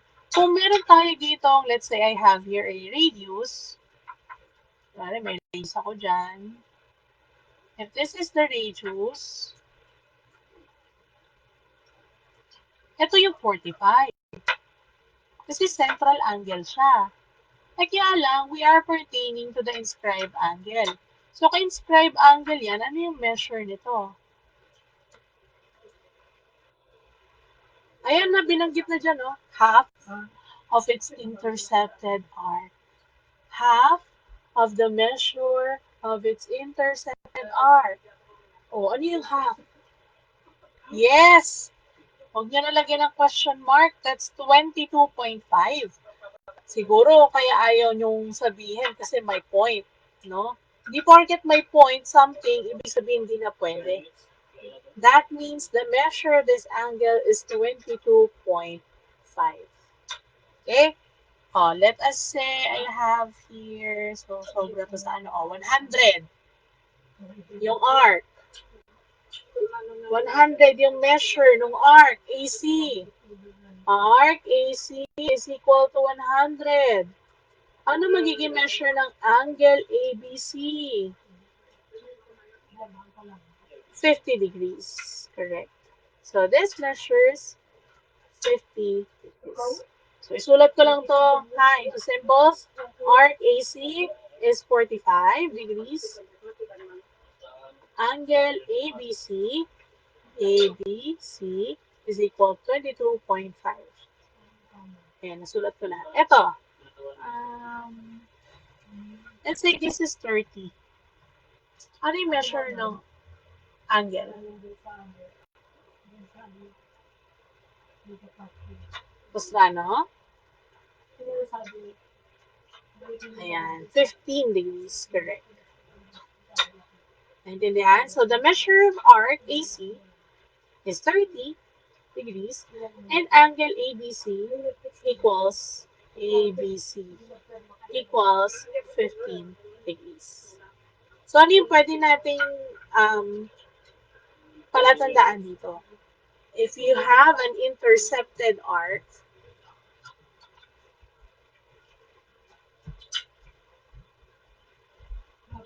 yung measure niyan,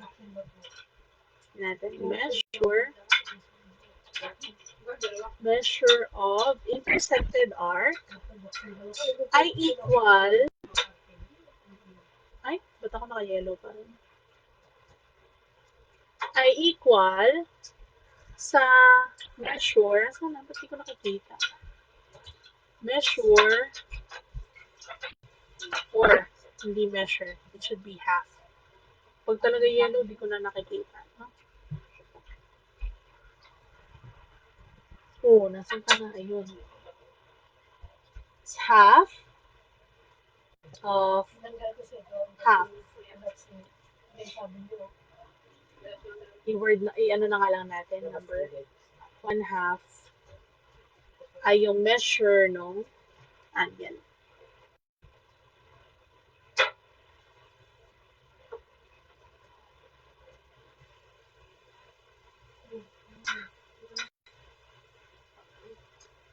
So, ang katumbas ni inscribed angle ay kalahati ni intercepted arc. So, kanina nakikita nyo, di ba, nagbibigay ako ng measure. Dito ko siya tinitingnan. Tapos, nag-estimate ako. O, ito 50. So, let's say that's, ito 90. So, let's say that's 100. Doon ko siya tinitingnan sa central angle para maisip ko kung ano kaya yung possible na measure nung arc na yon. So, ito, tulad nito, nasa isip ko, 30 yan. So, ano yung relation ni inscribe at ni intercepted arc? Si inscribe ay kalahati ni intercepted arc. Di tulad ni central na sila ay equal. Ito, kalahati lang siya ng kanyang intercepted arc. So, let us have here the activity. Decide if the statement is correct or not. Write true if it's correct and false if it's incorrect. So in your case, you have to type F or T. Okay, T if it's true and F if it is not correct. Naintindihan? So, angle AGF, A, ito pala, AGF intercepts AHF. Intercepts AHF. So is it true or false? At the count of 3, 1, 2, 3, go.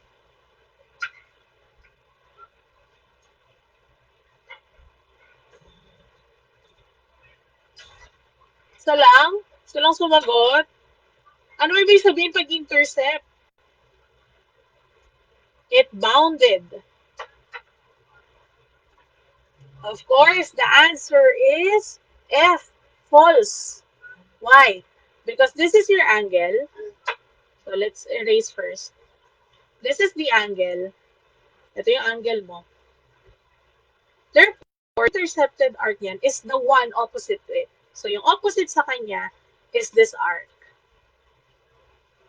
Therefore, this inscribed angle intercepts this arc and not the one being identified by the statement. So, X2. Ito po yung na-intercept niya. Naintindihan? So, the answer is F. It's false.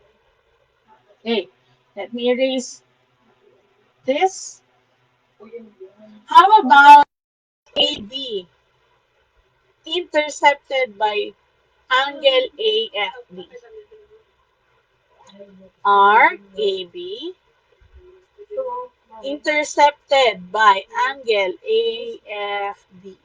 Ay, mali. Mali yung ano. AFD. AF. Di ba? Pakagaling ng ano, linya ko. AF. Talagang dumigilid eh. AFD. Pasensya nyo na, gumigilid talaga. At the count of 3. 1, 2, 3, go. Correct. The answer is false. Pero sabi ko sa inyo, all you have to do is to type F para hindi kayo mahirapan. So the answer number 2 is false. Ano yung ini-intercept niya? Ang ini-intercept niya ay arc A, B. Intindihan? How about number 3? Angle AFD, angle AFD, and angle AGD. Uy, ulit lang. Wait lang. Puray natin muna para hindi kayo ma-stress. Sa muna. Angle AF, oh my gosh, yan. AFD, and angle AGD, ayan, intercept arc, anong arc yun? AD. So, ito daw arc na to. Yan. Angle AFD and angle AGD, intercept arc AD. At the count of 3, 1, 2, 3, go. Yan, the answer is true. It is true. Kitang-kita naman sa illustration, no? These two different angles intercept the same arc. Okay, kitang-kita sa illustration, they intercept the same arc. Next, try natin. Arc HAF, asan ka? A, ang haba, ang layo, ayan. F is intercepted by HGF. Is it true or false? At the count of 3, 1, 2, 3, go. Ang tagal? 1, 2, 3, go.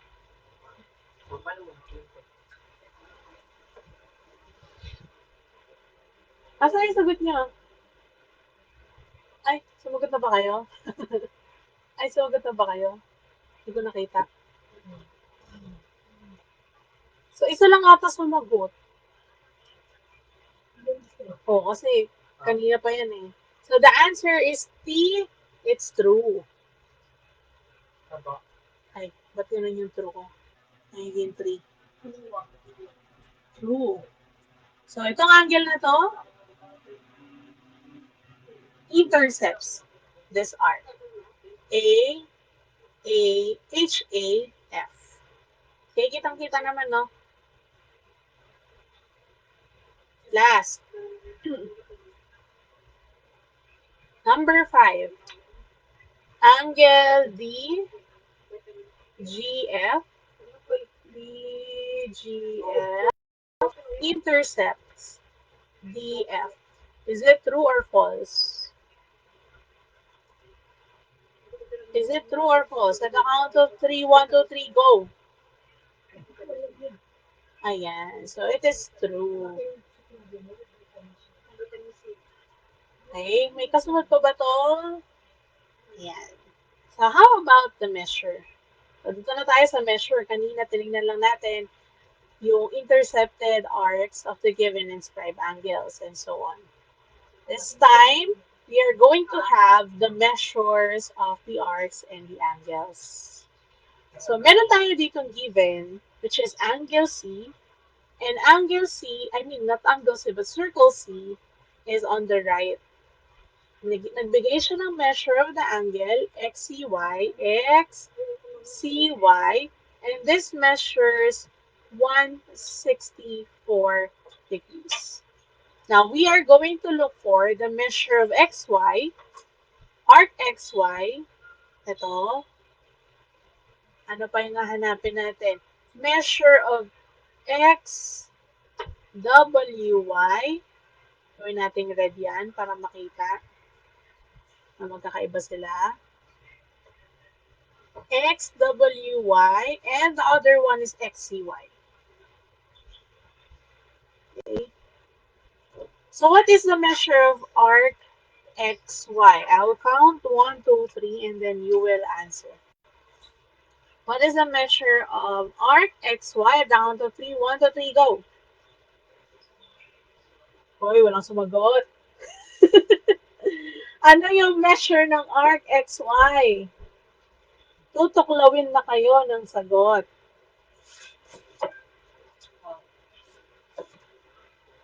Ano yung measure ng arc XY? Correct. And that is 164.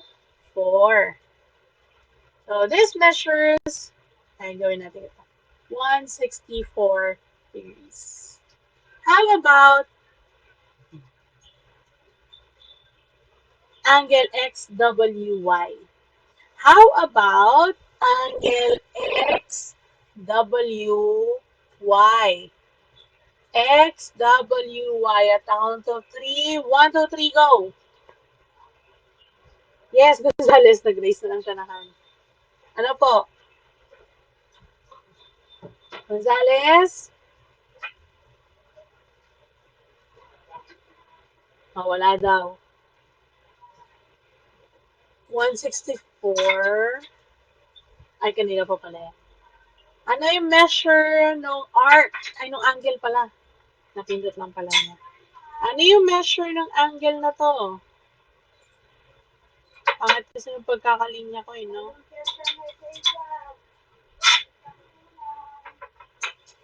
Ang gusto ko lang Shanghai. So, ano measure nito? Anong relationship nila nung arc? Kung ito equal, ano sila?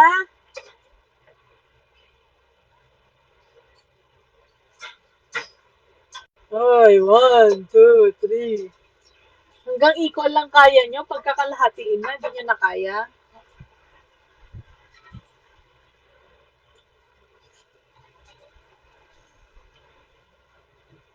The measure is 82 degrees. Ang tagal naman. 82 degrees lang eh. Ang tagal isago.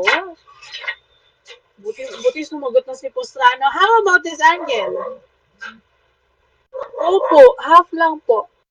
It's an inscribed angle. And yung relationship niya dun sa kanyang intercepted arc is always half. Si central angle, dahil ang kanyang vertex ay nasa center, mas bumubuka ng mas malaki yung kanyang angle. Kaya equal sila ng measure ni arc. Pero si inscribe, dahil ang kanyang vertex ay nasa circle itself, mas lumiliit yung angle. And half siya ng arc. So, arc xzy is equal to xzy. Ito, xzy is equal to 41. Of course, the answer is 82 degrees. Okay, pareho lang sila. Because they intercept the same arc. So, si angle XWY is equal to measure of angle XZY because they intercept. They both intercept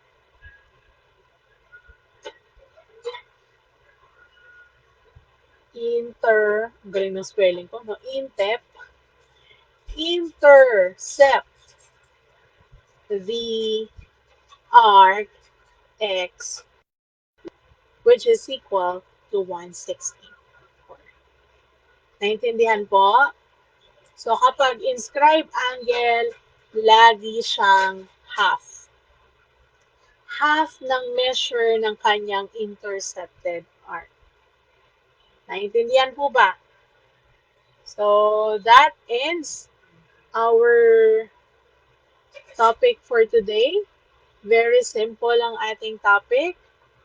And I'll send to you this presentation or this, hindi yung presentation, but the photo of our solutions in the FB group. So, hintayin nyo na lang po. Naintindihan po ba? So, again, I am reminding everyone that you have to join our Google Classroom. So, as you all know, last quarter, we are not able to join, or I am not able to create a Google Classroom because I am thinking that Messenger is good enough for everyone. But since I have 277 students this school year, mas mahirap siya than last year. Kasi ang estudyante ko last year is 220 lang. So it is easier to monitor each and every student. Ngayon, it took me 1 week or siguro 5 days para isa-isahin, kausapin, isa-isa yung mga estudyante ko. And if that is the case, therefore, I have more than 277 conversations in my messenger. Okay? In my DepEd account. So, medyo siya, masakit sa hindi medyo, no? Masakit talaga siya sa daliri at nakakapagod siya gawin. That's why I am inviting everyone to be part of the Google Classroom, because here we can have a better um, way on how to submit, answer your assessment, your written works, ano pa, yung inyong mga performance tasks, yung inyong mga activities, and kung ano-ano pa. So again, I have posted here your modules in math.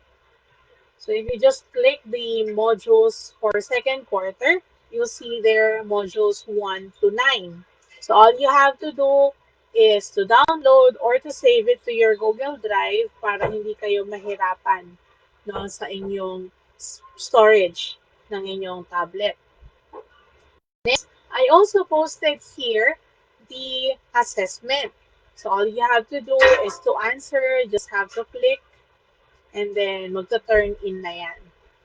Now, the problem here is, wait lang ha, dito ko sa kabila bubuksan. Assessment, Q1. Tago ko lang yung mga sagot kasi baka makita niyo yung mga answer. Ay, ba't Q1? Dapat Q2. Q2. Let us... Ipapakita ko lang sa inyo yung mga responses. Okay. Ayan.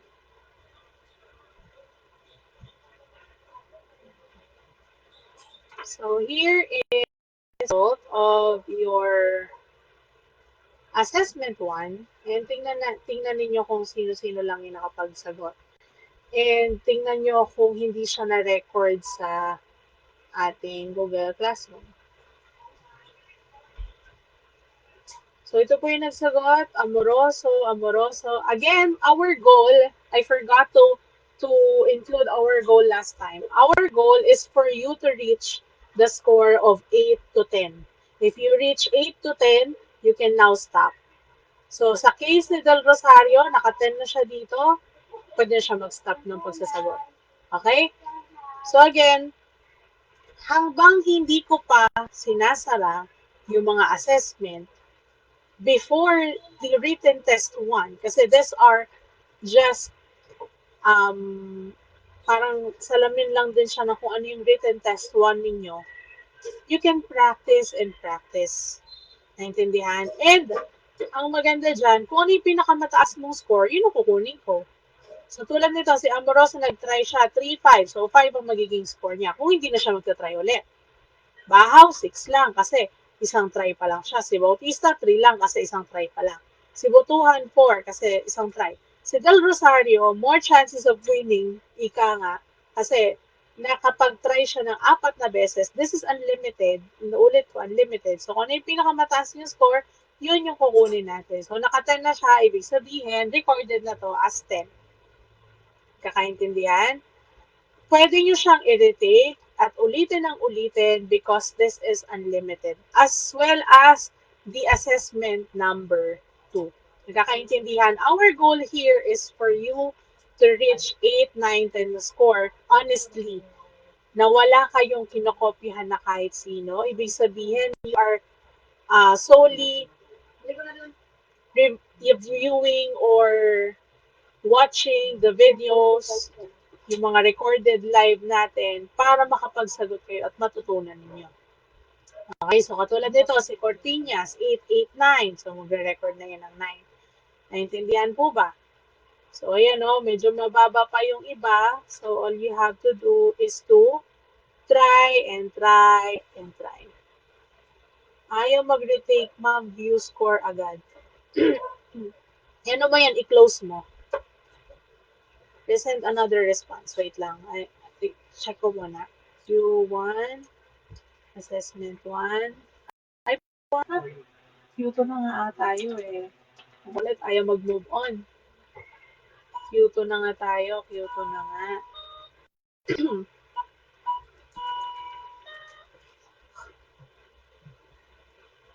So this will be your assessment 1.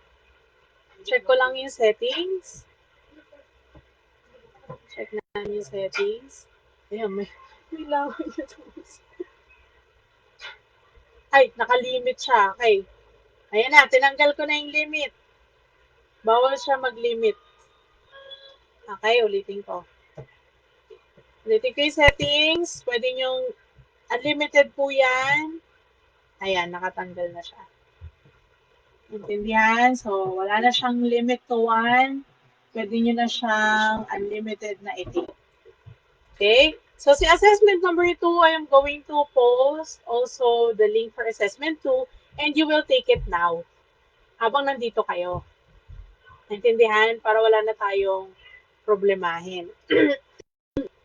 So, just give me a reason. Wait lang.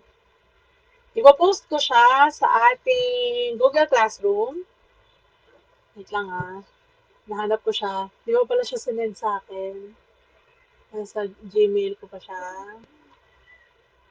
So, habang ginagawa niyo yung assessment 1, for sure may nag-assessment 1 dyan. Kapit. Sige. Sige, push nyo muna. Push nyo muna yung assessment 1.